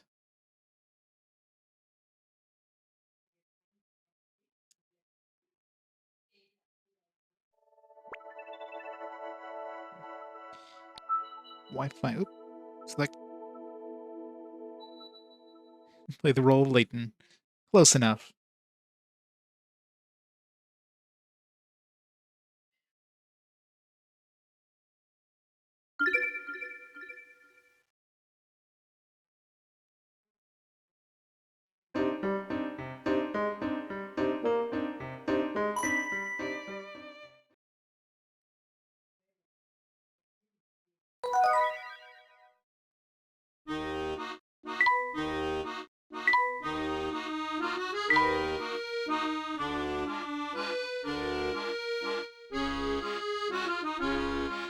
Oh, there we go. Success! I'll have the weekly puzzles too. How many puzzles did it say? There's a bunch. It's extra puzzles at the end of the game.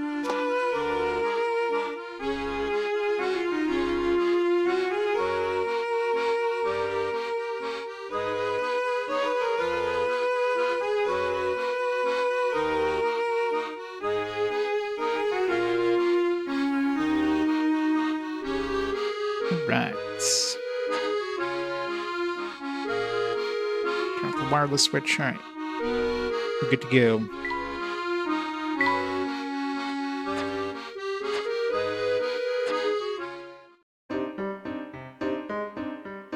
Continue.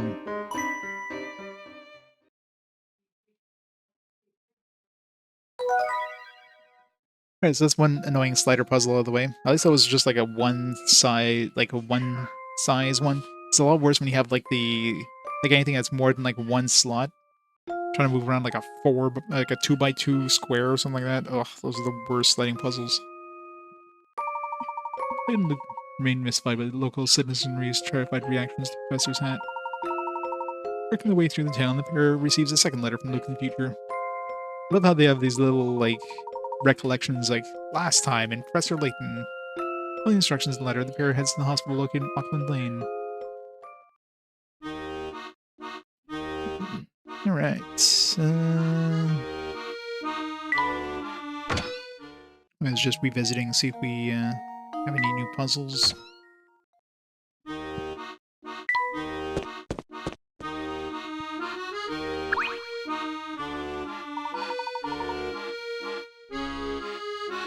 Yeah, it's never clear who you play as in the Professor Layton game. Because, like, sometimes you're playing as Professor Layton, sometimes you're playing as Luke. I mean, you think about it, like, sometimes Luke gives the puzzles, so it's not like you're not playing as Luke, because he's the one giving you the puzzles.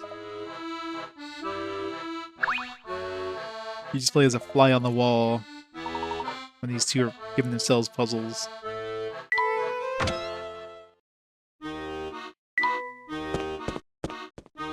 Answer is yes. Alright, before I went that way, I want to make sure there's new puzzles that opened up previous areas. You play as the party. Yeah, exactly. The RPGs have parties. I'm late, I'm late. Oof. Oh, rip Luke. Must have been like getting hit by a 10-ton truck there. Wow, wow, wow. I'm so sorry. I didn't see you there. You okay?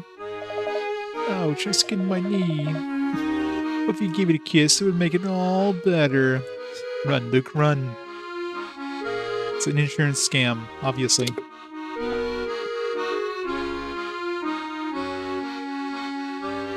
The next beat can level up your brain, yep.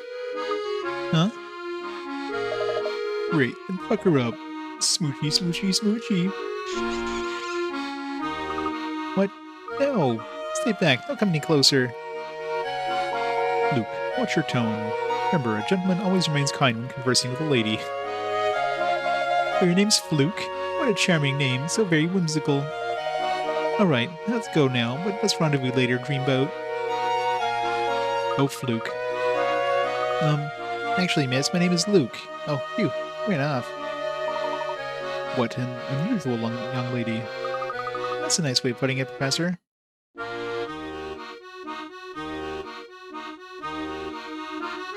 Hint coins, where are you? Must get more hint coins that I'll never use. I'll never ever use them, I swear. But I haven't seen one yet. I don't have enough and I found a hint coin yet. It's one. Graffiti prohibited, according to this piece of graffiti. Two. One's gonna be on the other side. Like, for the light pole is usually the best place to hide those things. Here we go. 3. No puzzles. Hi there, we're looking for a hotel in Southern Street. Is this the Southern Street? Bzz. Incorrect. So we aren't in the Southern Street? Ding ding ding ding. Oh yeah, the neighborhood. Neighborhood is of crack, that is. Professor, I'm having a hard time making heads or tails what this boy is saying. He's trying to help Luke. You just need to go about asking in a different way. Here, watch. Hello, young man. Tell me, is Southern Street east of here? Ding ding ding.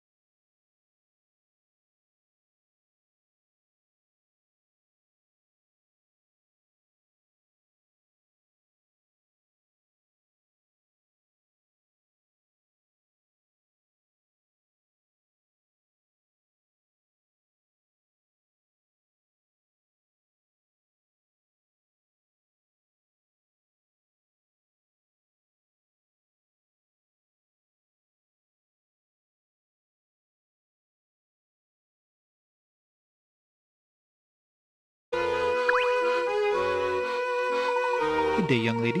Can you tell us if this building here is a hotel? Oh, good day, gentlemen. If you're looking for a hotel, you've come to the right place. Hotel Duke is one of London's finest and most famous. You do us the honor of staying with us. For a famous hotel, you keep an awfully low profile. It's the first I've heard of Hotel Duke. Well, there's a simple explanation to that. You see, we're a hotel for ladies and gentlemen with discriminating tastes. Oh my, I don't know if Luke belongs here. I can't say we're as popular with the primary school crowd, little boy. Haha, a friend here doesn't take kindly to besmirching the good name of her hotel, Luke. Well, young lady, thank you for your help.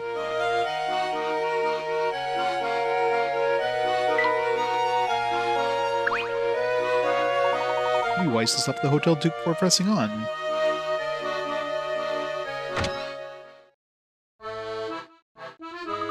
Welcome to Hotel Duke, one of London's finest and most esteemed establishments. Oh, hello again. Hee hee.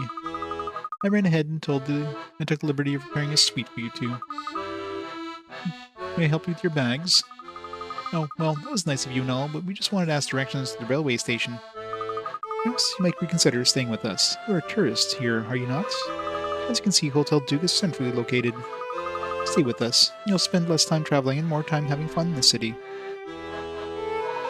Aha, you do have a compelling argument, young lady. Location is everything. I'll take a room and directions to the closest underground railway station, if you please. Please, sir, none of that young lady stuff. Call me Becky. Hee hee. Oh, can I please ask you to sign the hotel guest book? Professor, are we really going to stay here? Indeed we are.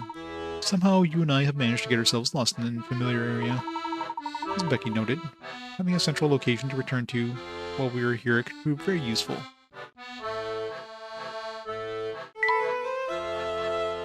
Teddy bear? Is that teddy bear?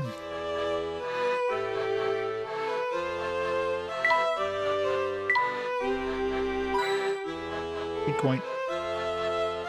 Bitcoin? No. Bitcoin? Bitcoin?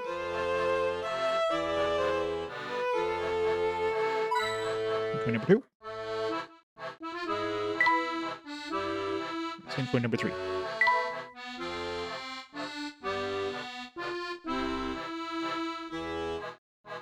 Bitcoins. There. Oh, goodness me, hello. You have to forgive me. I didn't even see you two come in. Welcome to Hotel Duke, home of the exemplary service and the world's best breakfast. I'm Margaret, hotel manager. Should you need anything, please don't hesitate to let me know. Thanks. What about lunch and dinner? Those aren't the world's best as well. Ah, it seems we have a little gourmand here. Rest easy, young man. For lunch, we offer sandwiches on fresh baked, pillowy, soft bread. If you enjoy a good roast, I suggest you order in for dinner, as ours is the best in the city. You know, Professor, I changed my mind. I quite like this place. Let's stay here. Yes, our sandwiches tend to have that effect on people. Well, if I could just... Oh dear. What's wrong? I got 4 pens here, but I think only one of them has any ink in it. How would you just, like, pick them up and use them on paper? Let's do a puzzle to figure out which one has ink. Only the 4 pens here... Or only one of the 4 pens here shown below actually works. Here are some clues to help you identify it. All 4 pens currently have the wrong colored caps. Alright, well that doesn't really help. When assembled correctly, all 4 pens have have one white section. Working pen to the left of the one the working pen is to the left of the one that should have the green cap. Okay, so all 4 pens only have one white section, so obviously that white cap goes to the blue one here. So this goes over here, but that doesn't really help anything else. I mean, this one's the wrong cap, so yeah, I guess it can't be white, so this one has to be green. It's the wrong color, right? So the working pen is to the left of the one that should have the green cap, so this is the working pen here. You should really dire the British food is the best in any aspect. That is true. But left from which direction? Is it from our left? Because maybe it's the invisible pen that's over here. No, obviously it's this one. This one's as good as solved. No puzzle can stop Layton's apprentice. Hooray, Layton's apprentice. Incredible. Pen C is correct. Pick the pen. Now, that is the one. Oh, if you'd be so kind as to sign in. Very well. You are all set now, Professor Layton. Oh, you must be Luke. Becky will show you your quarters.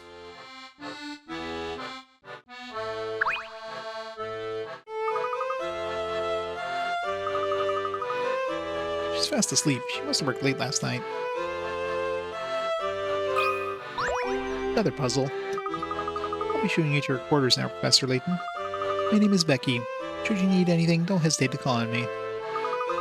You know your name, Becky. You gave it to us earlier, remember? And I'm Luke. Oh, there's no need to be so formal. All that politeness makes me feel awkward. Shh, my granny's a stickler for formal service. You need to stay polite while we're in earshot. Oh, gotcha.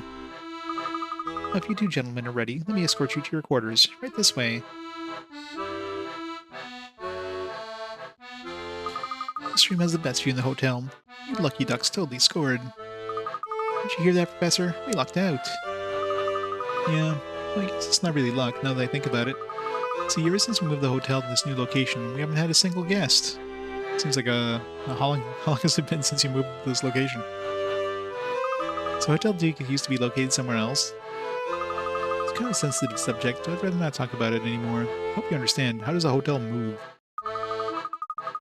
Say, it was really something the way you solved the puzzle my granny threw at you. Yeah, I'm pretty big on puzzles. Me too. Tell you what, solve a puzzle for me and I'll tell you two how to get to the railway station. 14. A woman is looking for the subway station, but the map she has is missing the station's location. Or the map does have one hint written on the back. Get to the flower shop from the subway station. Mimic the path the students take from the school to the library. School, which one's the school? I'm assuming the school is the pencil, and the library is the book. Smaller squares are buildings. The pencil icon denotes the school. Okay. While the book icon denotes library. Take a location for the subway station. Get from the flower shop to the subway station. Mimic the path that students take from the school to the library. Okay, so the fact that they're on different sides of the thing is going to be the tricky thing here. So, because you're like exiting from here, and then you're going, so then you're exit from here and kind of go that way, right? Then you go 1, 2 streets. Then you turn, you go 1, 2 streets. 3, just to make it less confusing here. 3. And then you turn the opposite direction you were heading, so that way. 1. Then up halfway. So we like right here.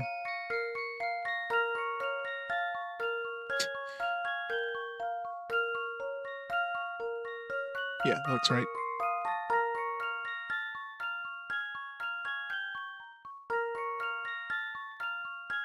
Yeah. Let's be this one right here.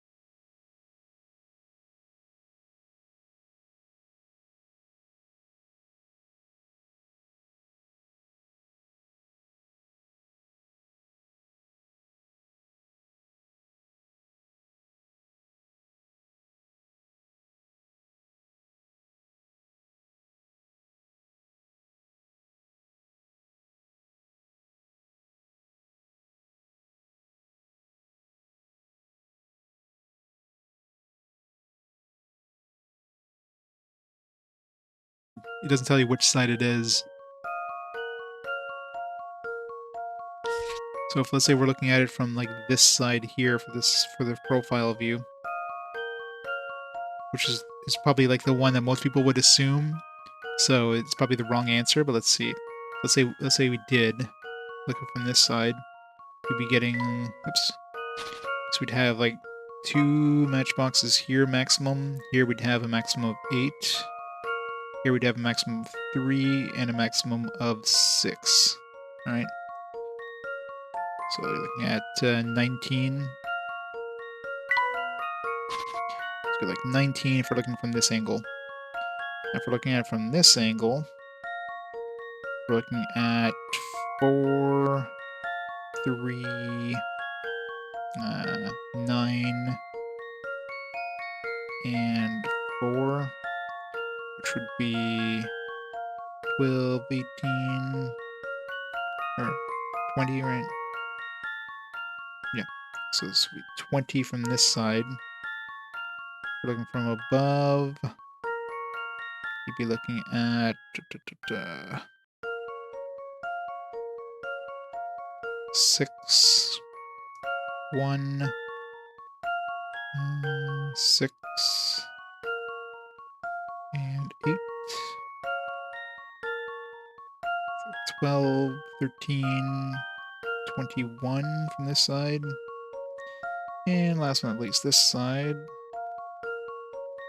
We're looking at 4, 9, 3, and 4. So we're looking at 2. We're looking at 12, 20. So it looks like 21 here would be the. So that's the trick. That's the tricky thing. Is like most people assume you're looking at it this way, therefore does 19 be the maximum? No, so 21.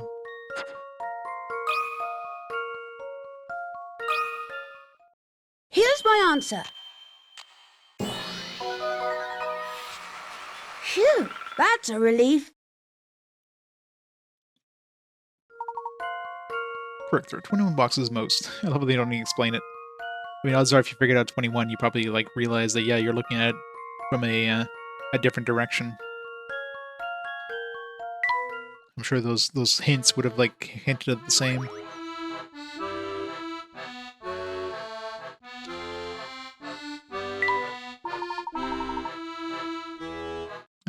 So far, yeah.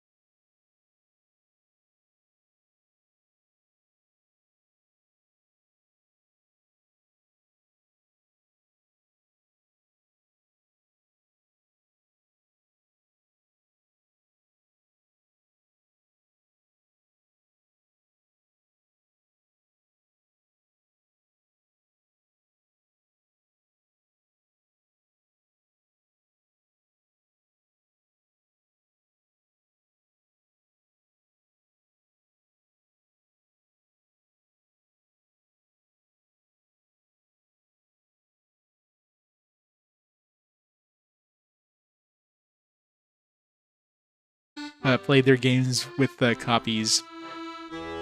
I had a whole bunch of like different, totally legitimate floppy disks there for my PC back in the day. So many legitimate disks. I just lost all their labels. Like, I don't know what happened to the labels.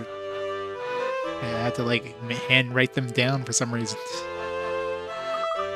See, I told you. Toy car minigame. Not really. I mean, there's like, a mystery going on in this game, but the whole overlay of like, talking to the characters and that is basically just hiding like the puzzles. Like the whole point of this game is the puzzles. So you're just talking to characters and like clicking on the screen to find these hidden puzzles. And eventually, you progress, you do the mystery, but you're really not solving anything mystery-wise yourself. You're just doing those puzzles.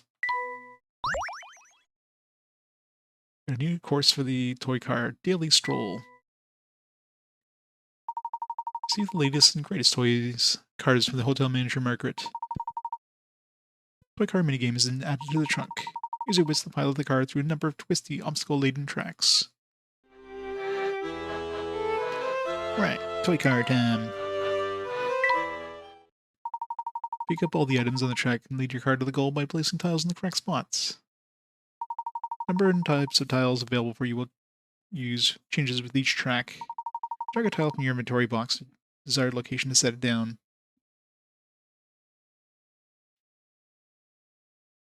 Well, 2010 just for the Layton games, right? Like this is only the third one of Laytonology. I've only been doing this like very, very seldomly. The last time I did one of these was 2 years ago. It's just I'm on vacation this week, so took a little break from RPGs to play something a little different. But in terms of like RPG Quest, I'm on 2004 right now. The next one's going to be La Pucelle Tactics. Be the next like actual RPG. Shall be playing the Switch version of that one, the one that's on the Perini collection, whatever it is.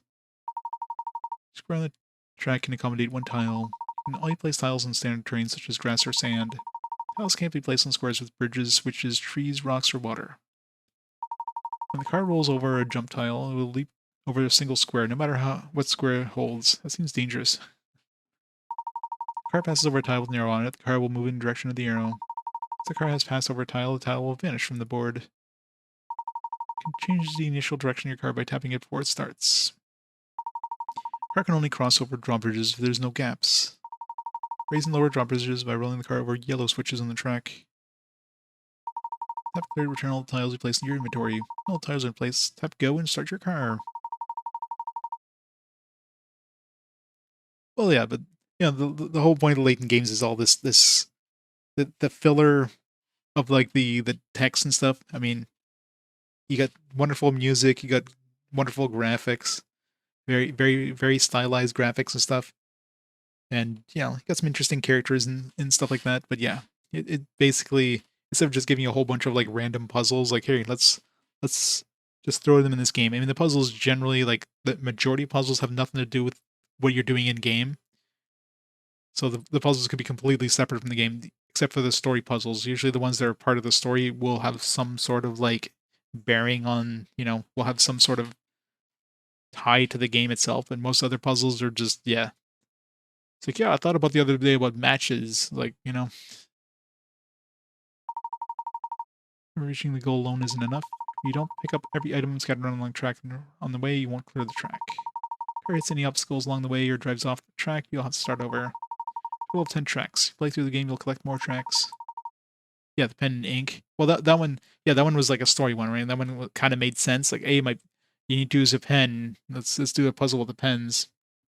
Or the one where we had to open the door to get into the clock shop, and we had to like, here's a door. You got to press the tile with the timepiece. So some of those made sense. Or clock-based puzzles inside the clock shop, right? So those, or at least were they were themed appropriately. Daily stroll.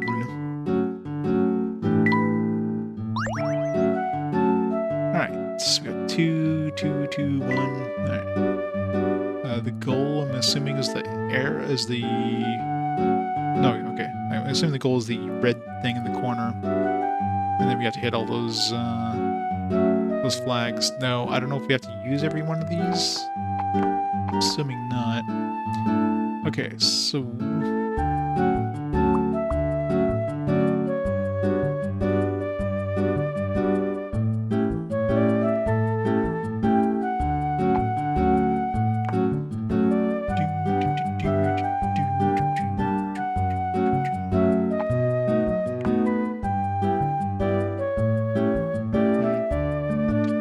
That is it's can't turn there, so I need to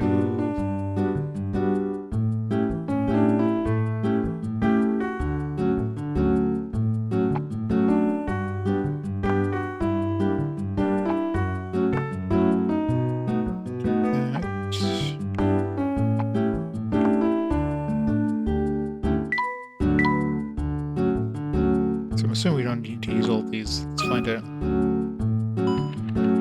cute.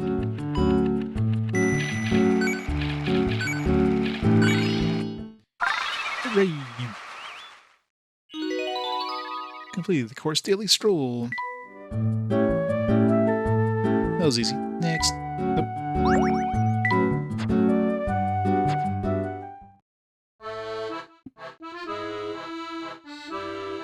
You're still missing one piece for the picture book one, right? Yeah. No, 2 pieces. We need a tree and a banana.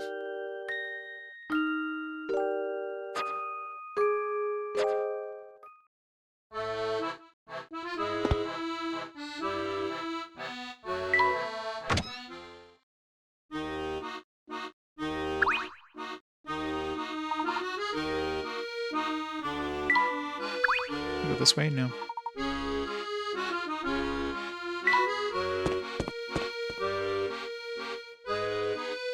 I didn't realize it was like blocking our path. See, is there any more puzzles this way? Before we go further. This game loves like having new puzzles show up after you like do a bunch of story stuff. Most likely there has to be like a major change to the story before new puzzles show up. Hi there, you're Max, right? Ding ding ding. That's correct. How do you know my name?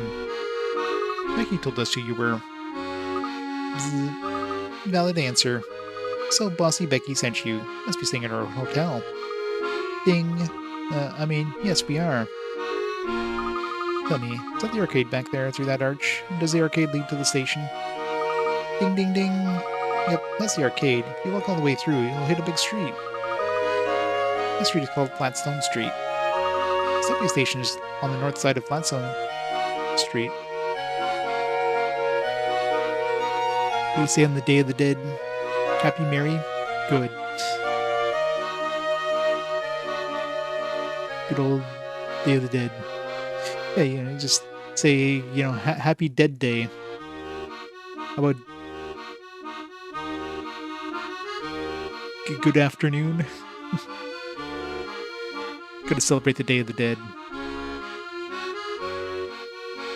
Is it the Day of the Dead? Because like Halloween is the it's the eve of All Hallows End, I guess. Yeah. Puzzle after.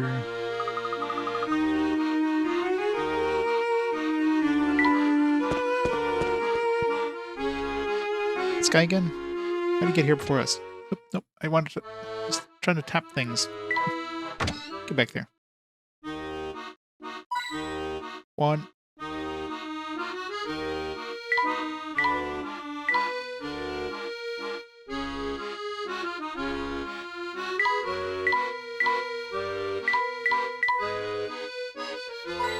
2.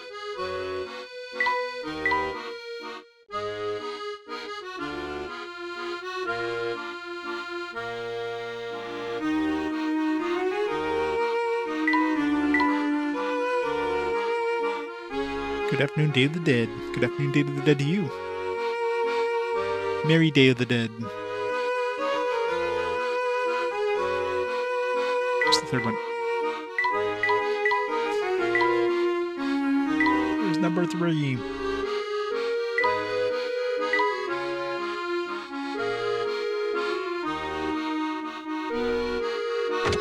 No.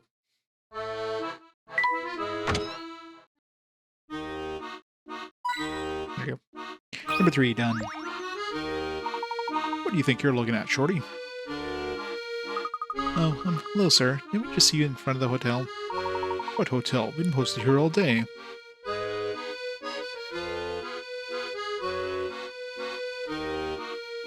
Not that it's any of your business. What RPG am I into? All of them. I'm into everything. Playing all the RPGs. In terms of, like, personally, like, let's say if I had to choose a style, I mean, generally the JRPGs, not too big into, like, the heavy anime style ones, but more like the, like, you know, some anime ones are good, but nothing like Nep anime. It's a little too much anime. Probably more like steampunkish. Kind of like, you know, Final Fantasy VII. Let's think of if I could, but Vostro found out. He'd have my head. Yikes. I guess I thought you were someone else. Have a good day. Not so fast, kid. You're the one who wanted to talk, so no running out on me. For being a JRPG fan without being a weeb anime fan. Oh, so some do it well. Like, look at the Tales of series, right? Like, Tales of Symphonia is like a fantastic game, and you know, that obviously is very anime, but some games go too fan service. Like a lot of JRPGs go way too fan servicey. So, oh, of course there was. That's the thing with doing a challenge, right? Got to play the good with the bad. Generally, though, there's definitely more good games than bad games. So, you know, I always try to see the upside of games, but some games are irredeemable, like SEMA. Running around all day hasn't exactly been a thrill, right? Let me bounce a puzzle off you. Wait, days of 2. Alright. If 7 days after 70 days ago was a Sunday, 7 days before 70 days 7 days before 7 days from today is what day of the week? Okay, so let's see. So obviously we're dealing with weeks here, but 70 days. So 7 days from today is going to be...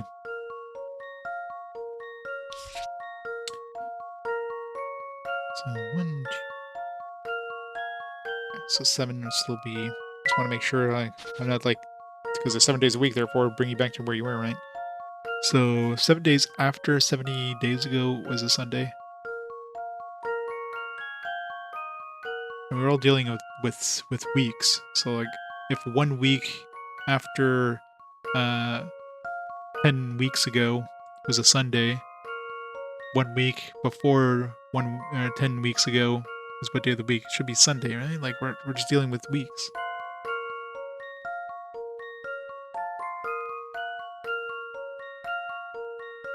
Seven days after 70 days ago. 7 days after 70 days ago was a Sunday. 7 days before 70 days from today is what day of the week?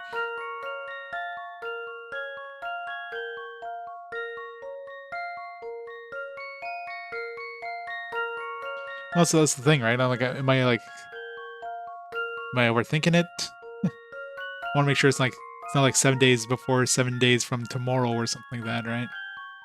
7 days after 70 days ago from Sunday was a Sunday. 7 days before 70 days from today. It's gotta be a Sunday. I mean,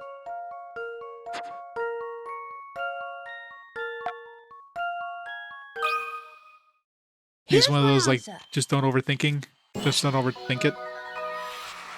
Phew, that's Just trying to see if there's like a trick word in there where it's like taking thing tomorrow or from yesterday, that kind of weird thing where they would just throw it in there and it changes the answer. is divisible by 7, the answer will always be the same date as today.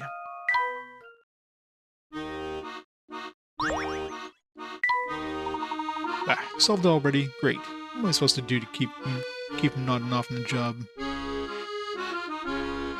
They do, yeah. That's why I'm always like, whenever it looks too easy, it's like there's probably a reason why. But sometimes it is just that easy.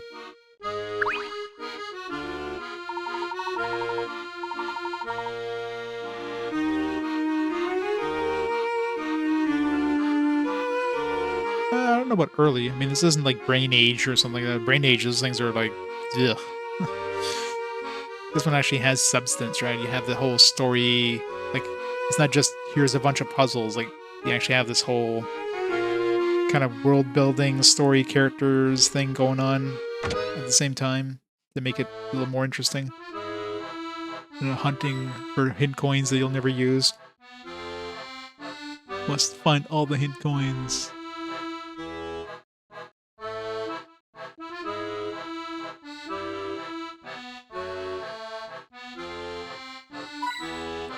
Doop.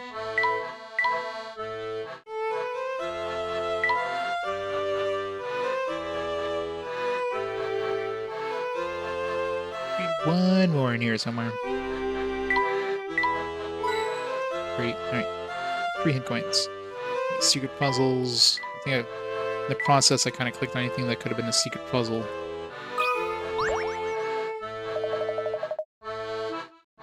Sorry to disappoint, friend, but we're not open yet.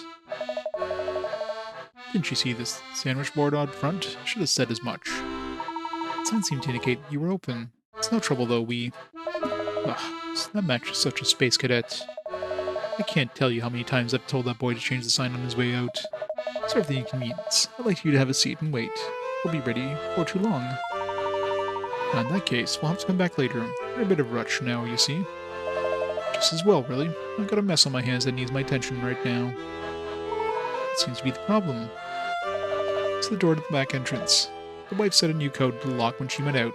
Or is there like a padlock on the... She left me a note explaining the new code. I can't figure out what she's trying to tell me. That's quite a predicament. Couldn't you just, like, I don't know, write the number? Silly wife.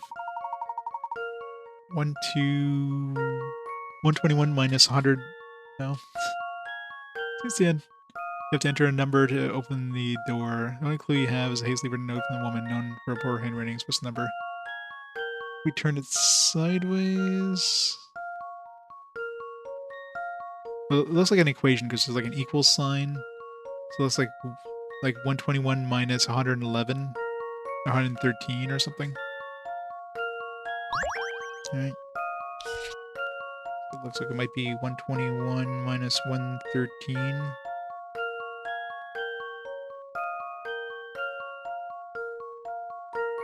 It was like, is it just like a padlock with like a number 8? Because it seems really weird. There's a padlock with a word with number 8. Like,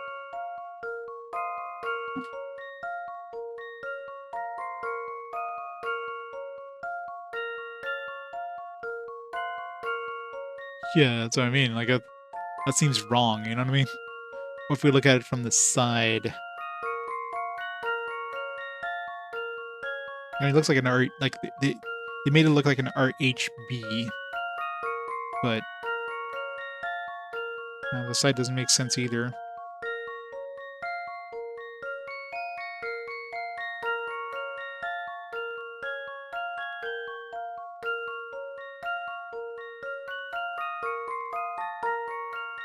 Trying to think of anything else that would.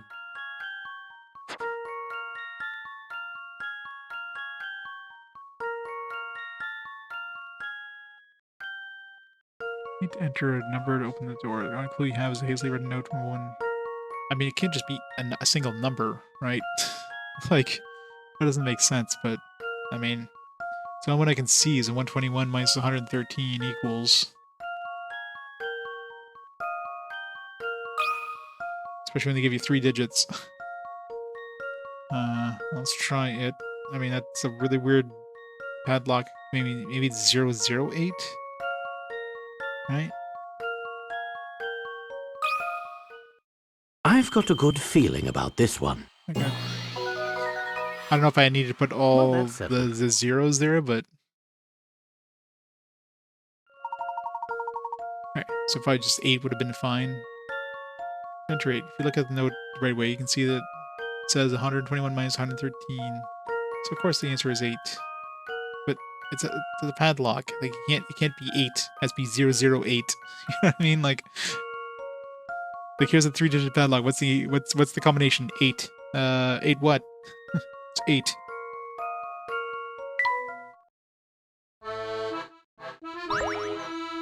So you notice now your puzzle index. Phew, thanks to you, I can finally get to cooking. Come back later. Your tab's on the house. It's facing the mellow. Get it. Oh, we still need one more tree sticker. Picture book one. Sorry, friend. The kitchen's not ready to start cooking yet.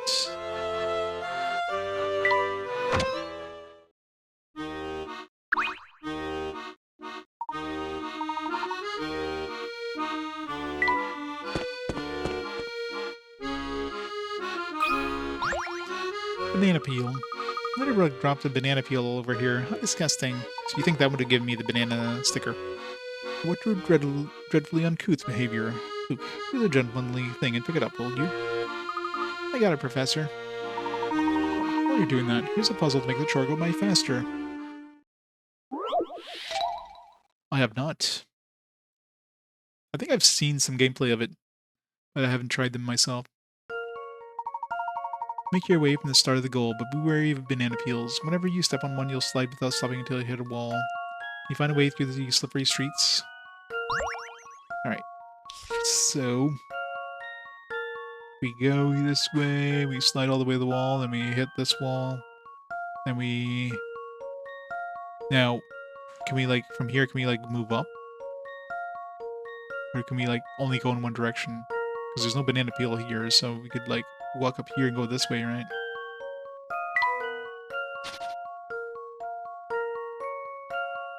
So assuming that we... same thing, like, once we go here, can we, like, just go double back and go like this? I mean...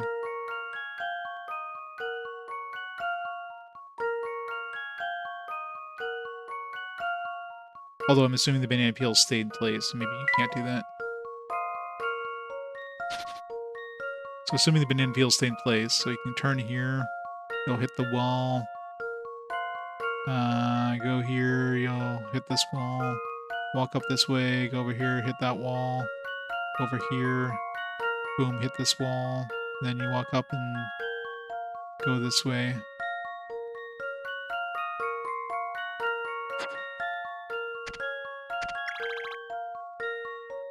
Or just, you know, just do it from here.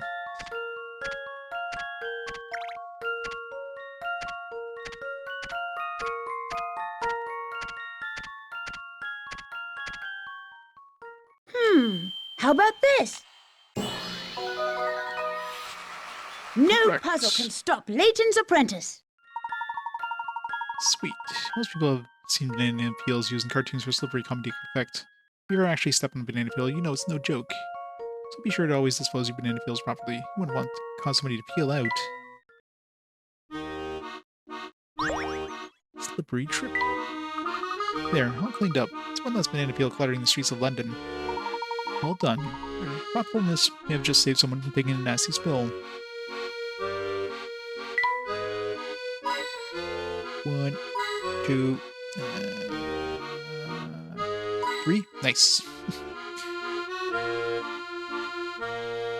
Love when I get them without having to mash the screen. We've already found one puzzle. I doubt there's more puzzles in here, but it's always good to just do a quick mash of the screen anyways. Puzzle was appealing, but say, did you two see that no-good Nick skulking around here earlier? Yes, why do you ask? Just thought I'd give you a word of advice. His entire gang is bad news. They call themselves the Family, and they monitor everything people get up to around these parts. What are you talking about exactly? I'm sure you've seen them all. They're all dressed the same, what with the long black coats and black hats. No, you don't even try to be a hero. They will only get you the worst kind of trouble. Why don't the police do something about them? Police? No, that's a word I haven't heard in a while. I've seen police in these streets for years. Nowadays, it seems that family makes the law. How terrible. You're telling me Oops, here comes one of their goons now. Try not to stare. Sir, would you mind if I had a look at that paper you're holding? Well, I'm kind of busy hiding behind it right now. But sure, knock yourself out. No, it can't be. Da-da-da. It's actually the future after all. Professor, look at the date on this paper. Hey, no need to act so shocked. It's just a newspaper. Anyway, I got places to be. Can I have my paper back? Oh, yes, of course. Thanks. I didn't misread the date on that paper, did I? I don't think so, Luke. It was dated 10 years in the future. Technically, it's the present. So maybe the reason why nothing looks familiar is because we're in London 10 years from our own. Perhaps, though I think the matter deserves more investigation. Whoever wrote that last letter assured us that we'd find proof of our time travel in Green Hospital. Let's make our way over there without further delay. Solved. I don't know if that's really solved. Strange and unfamiliar streets have revealed to belong to future London existing 10 years after the Professor Layton and Luke's time. We're 10% of the way through the game now. Solve the mystery.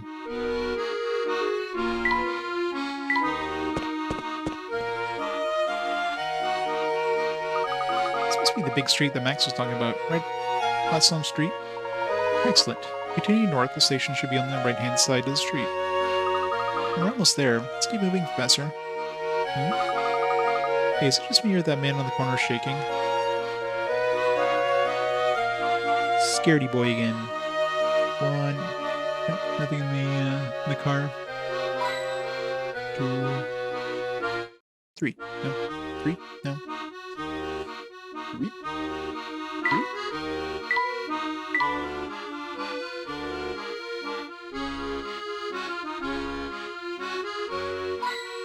3. Special puzzles.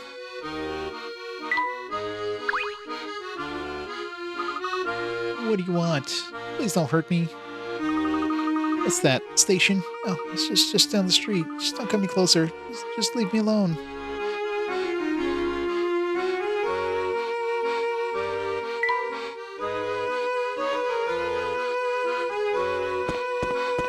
That's where it just came from, right?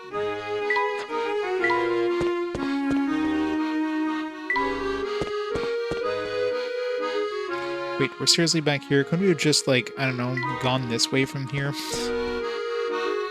But no, we had to go through the arcade because the game told us to.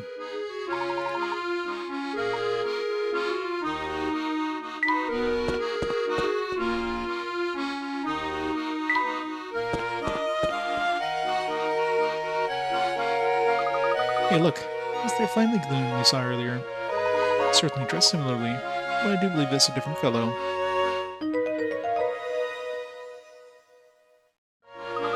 See, Professor, is that the logo of the Underground Railway? Indeed it is. It took longer than expected. We finally arrived at the station. The family. Similarly dressed, shady characters lurk on every street corner in future London. What are they up to? What indeed?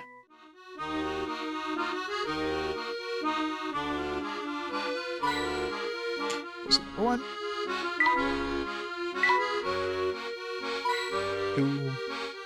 It's probably over here somewhere. 3. Alright, any puzzles? Doesn't seem to be.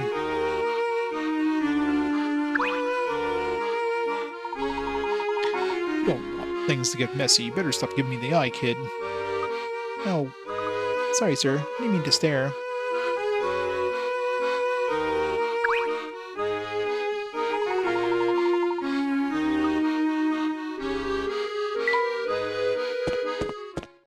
I need to buy tickets to ride in the subway.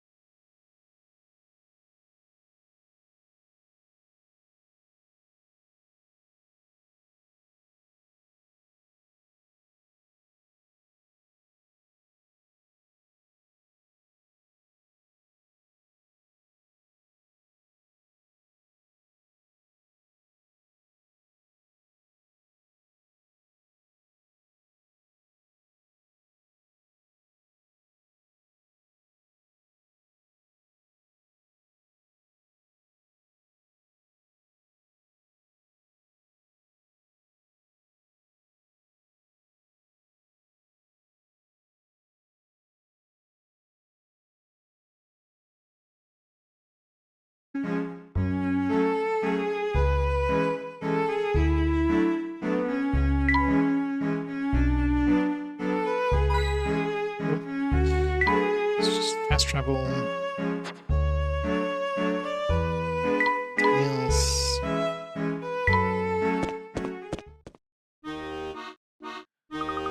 Well, that was easy. Look, Professor, we're just a few steps away from the hospital. Wonderful. Let's head over there.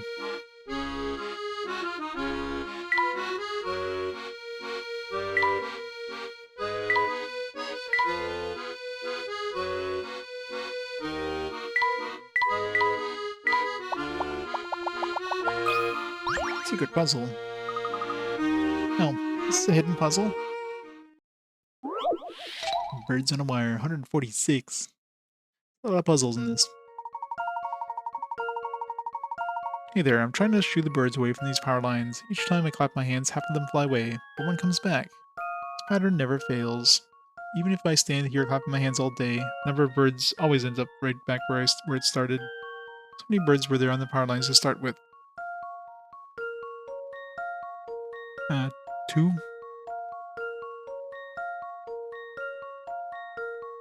Oh. No, 3, right? Would it have to be an even number? Or an odd number? Let's see. Like, what happens if there's 1?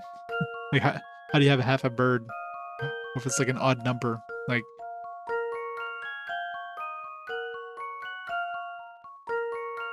No, it would have to be 2, because if half of them fly away, then one comes back. So if you have 2 birds and you clap your hands, one flies away, you only have 1 left, and then another one comes back, it's back to 2, and just... Yeah, so it's just 2.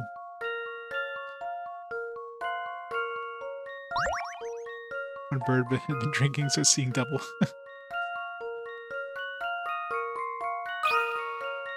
Two. This one's as good as solved.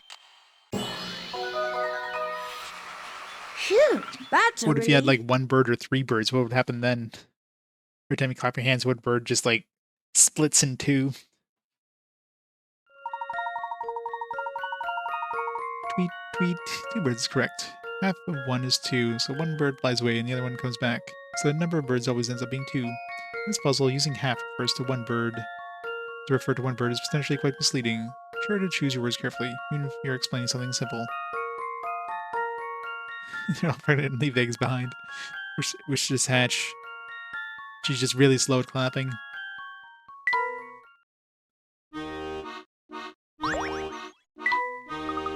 Done and done.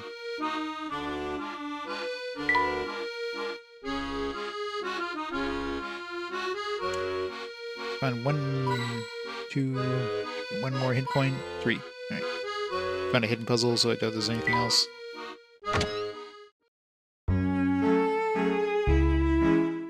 She looks a little ghastly there.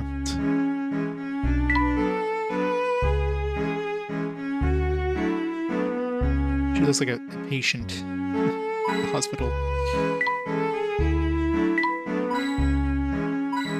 nice. Alright, I'll 3 of those.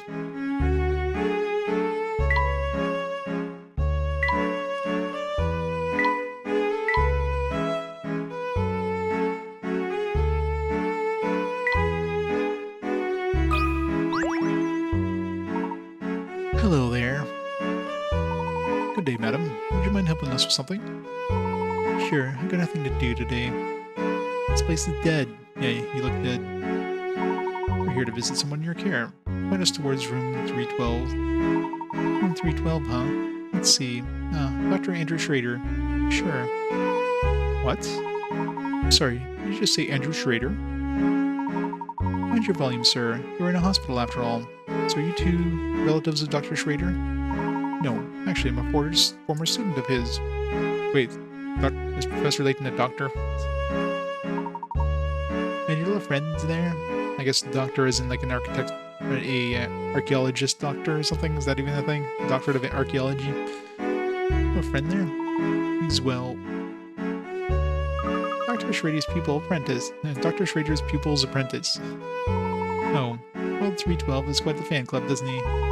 Anyway, you can see him if you like, but I'm going to need you to fill out some paperwork first. What kind of paperwork? No, it's just hospital policy. Don't worry though, it's just 1 question. Making the rounds. Doctor visits 9 different hospital rooms. After studying the room numbers, she notices that she can visit all the rooms in one round. In order to do so, she must go into a room that has at least one shared digit with the room she's currently in. Using this method, which room will she visit fifth? Okay. So let's see which ones don't have numbers that match any other room. So we have 2 1s. We have... or actually, an odd number, I guess, would work as well. So we have 2 1s. So we have 3 3s. Obviously, you're not going to be going from 33 to like... 3... It's got to be one of the end rooms. No, not necessarily. So you can go from 38 to 33 to 63, so it doesn't have to be an end room. 4... 2 4s. Okay, let's see. 1... 2... Okay, so we have 1 room with a 2, so this has to be a beginning or an end.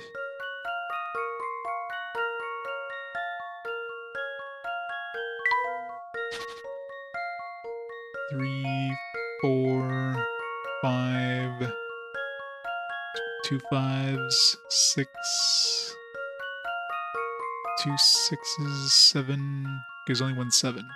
So 7 and 2 have to be the end rooms. And then just double check. 8. There's no numbers with 8. 9. There's a 9 as well. Okay. So assuming that, doesn't matter which one you start off with because you'll be going from one end to the other anyways. It's got 29, goes to 49, goes to 54, goes to 65, goes to 63. So 63 should be the 5th room. Goes to 33, goes to 38, goes to 18, goes to 71. So 71, 1, 2, 3, wait, here, 1, 2, 3, 4, 5, wait.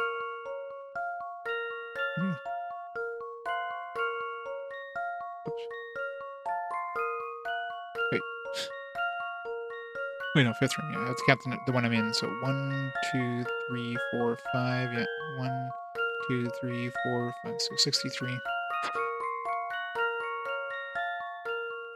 Like, why would you have to draw a circle? Like, sometimes it does make sense. Sometimes it's like, yeah, you gotta press the button, you gotta press the thing, and other times you have to like draw a circle. Like this one doesn't seem like one you would need to draw a circle on. Like I'm not trying to draw a circle over here. Like it's not a trick question where like, oh, it's actually over here. This is the answer. Just press the button. I've got a good feeling about this one. Well, that's settled.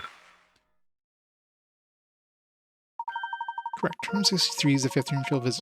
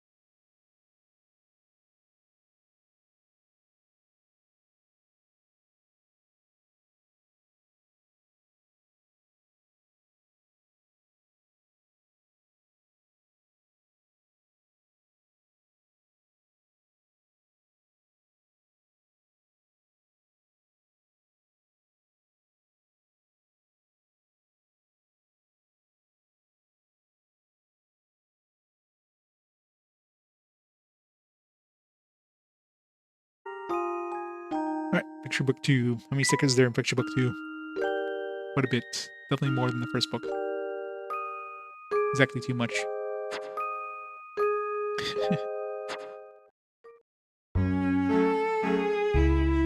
Gotta teach kids not to trespass.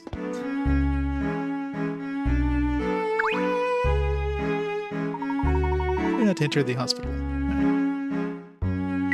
Up the stairs.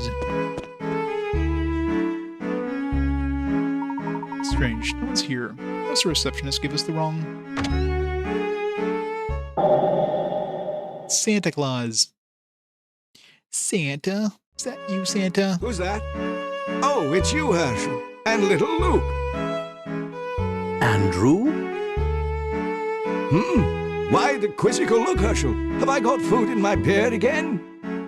Oh, don't mind that, my boy. Sit down, sit down. Sit on my lap, my boy. What do you want for Christmas? You know, I've been hearing some very unsavory rumors about you recently.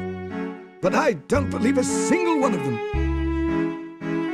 What sort of unsavory rumors? What sorts, you ask? The ones about the hootie was it? The thingamawizard? Oh, drat. Good old Hoogie was it? That thingamawizard? I seem to have forgotten them completely. Well, never mind all that then.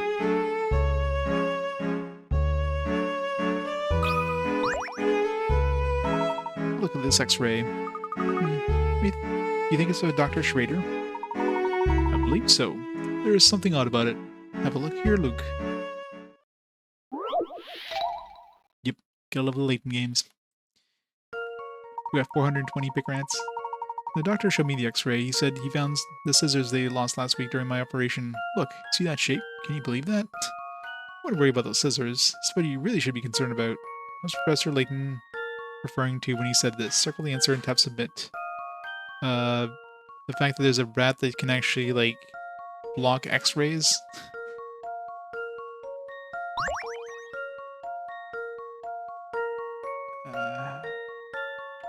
I mean, all these should be concerning? Like...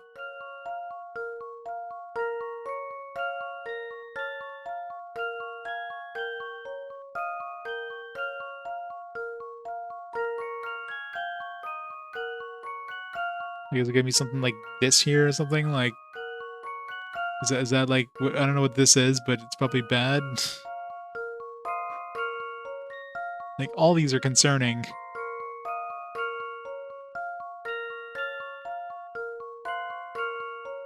But it's probably just something like this. Probably something that's not even like an obvious thing, right? The fact that it lets me like point at it when I circle it compared to everything else. The arrow would be pretty concerning. As would be a mouse that's like thick enough to like block an X-ray scan.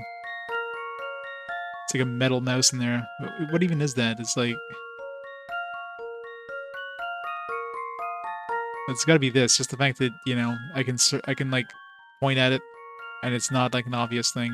It's just like all these are concerning. Like,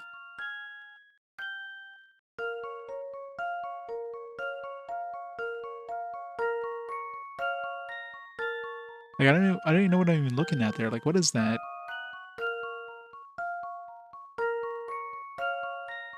Is that supposed to be like a baby or something? Like, I don't know.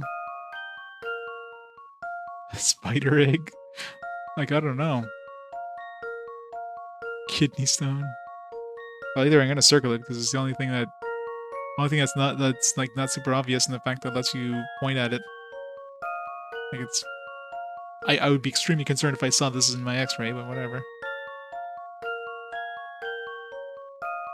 The other ones, I guess you could say, like, oh, well, these cast a shadow, so these were just like on the plate of the like when they were developing the plate, so these weren't actually in you. These are just when they were developing the thing. Well, this thing was actually inside of you. So that's probably what it is, right? That should do the trick. Still don't know what the hell I pointed at, but... Few things satisfy like a puzzle solved. Right, there's a mysterious white mark in the bottom of the patient's stomach. Perhaps he swallowed a coin or something by mistake. When X-rays aren't able to pass through something solid, the object will appear as a white shadow. Black objects on the X-ray are probably the result of a practical joke. Someone must have superimposed those images in the doctor's X-ray after it was taken. That was the stomach? Is your stomach really that far down?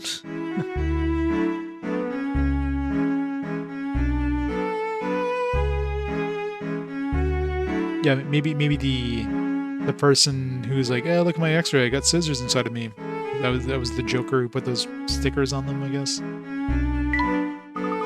It's not funny at all. Who would try to play a prank on that like that on Dr. Schrader? Oh, let's not jump to any conclusions, Luke. The doctor is quite a prankster himself. It's entirely possible he faked this whole X-ray and placed it there to surprise his visitors. If that's the case, it sure got me good. I was really worried there for a moment.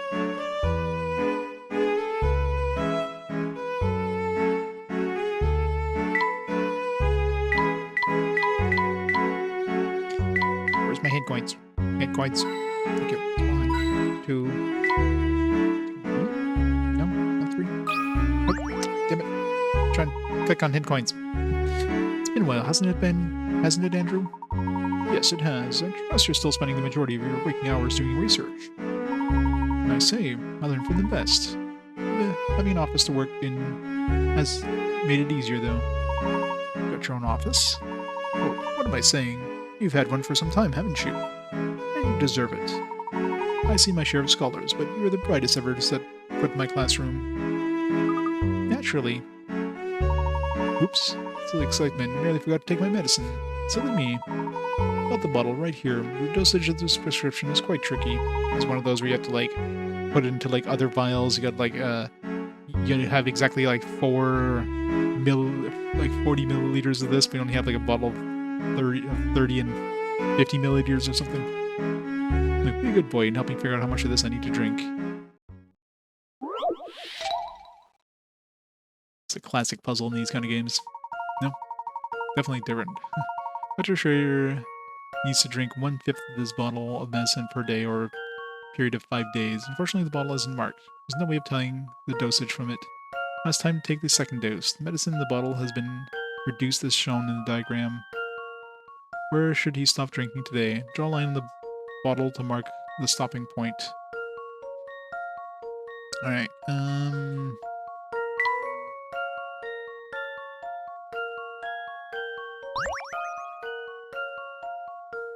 so give me some tricky thing like you gotta like put it halfway, but I mean it wouldn't be halfway, right? Because you gotta drink 1/5 of the medicine, so that halfway would be wrong. It'd be like something like, yeah, like some weird thing like that, right? So let's see.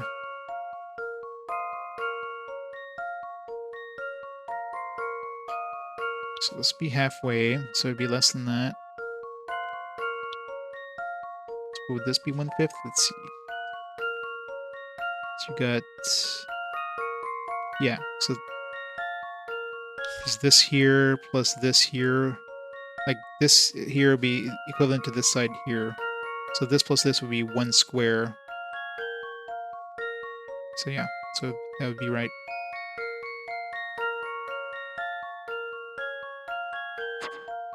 Submit. This one's as good as solved. No puzzle can stop Layton's apprentice. Hooray for algebra. Or not algebra, but whatever the other thing is. That's right. You can turn the bottle left or right, and it'll still work. Look at the diagram. You'll see the diagonal line, the one shown, divides the long rectangle into 2. So the rectangle makes up 2/5 of the medicine, having it creates just the right amount. Yeah, geometry, that's the one. That's the one. I'm good at math, I'm bad at bad at English. Well, you know, math. I'm an engineer by education, so so this kind of stuff is like, boom. Medicine time. You taught this boy well, Herschel. It's clear you passed down some of my smarts. Yes, as I was saying, you're always the brightest, though I have another pupil who came close. The boy was something of a whiz himself. Wonder what has ever become of him. Still have one more hint coin to find.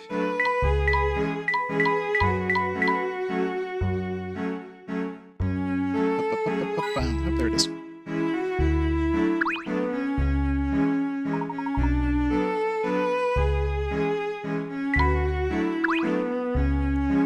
Well, Andrew, it's been wonderful seeing you, but it's growing late. We ought to be on our way.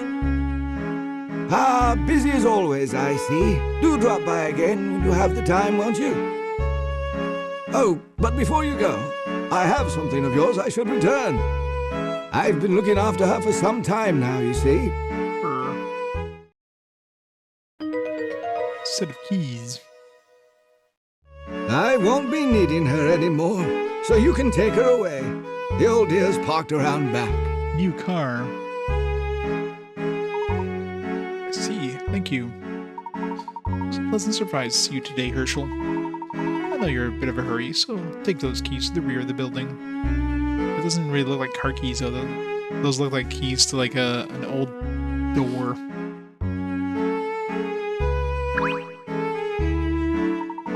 It's a pleasant surprise to see you today, Herschel.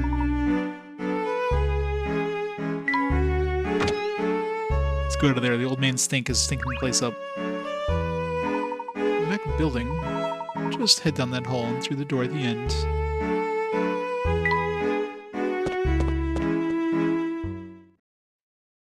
Oh my gosh. The Layton Mobile has seen better days.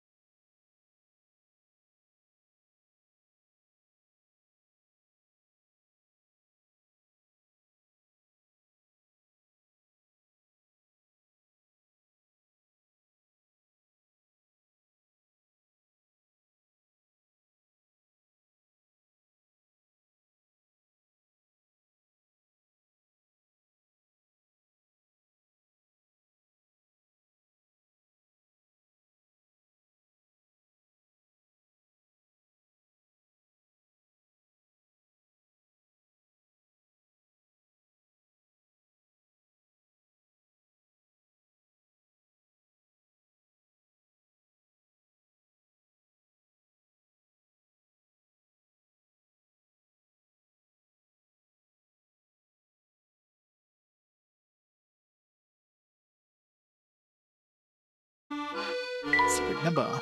Alright, start her up, Professor.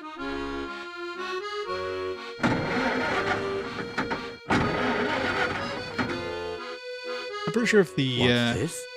The engine won't start. I'm pretty sure if like you left a car like 10 years with the same gasoline and that had for 10 years, it would not run. Gasoline does not last 10 years without like going bad. Well, it has been 10 years since we last saw the Laytonomobile, Professor. I wouldn't be surprised if there was a broken part or two. Or, 10-year-old gasoline. And oil. Oil's probably like seizing the motor. Oh, look, Professor. There's something on the passenger seat. Professor, I hope that by this point you're convinced that this is the London of the future. Now that we are on the same page, I'd like to explain to you the secret that's plaguing London. It runs on puzzle. It runs on picker-rats. We just gotta get more picker-rats. However, I think it would be best to discuss this issue in person. Meet me at the Gilded Seven Casino on Flatstone Street. Guess I'll be we're waiting gonna for be you gambling. there. Luke goes gambling. Well, what do you say, Luke? Are you ready to meet your future self? Honestly, I don't know. This whole situation has me feeling very strange. That's quite understandable.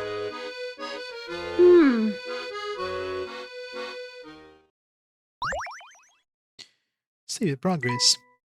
New chapter.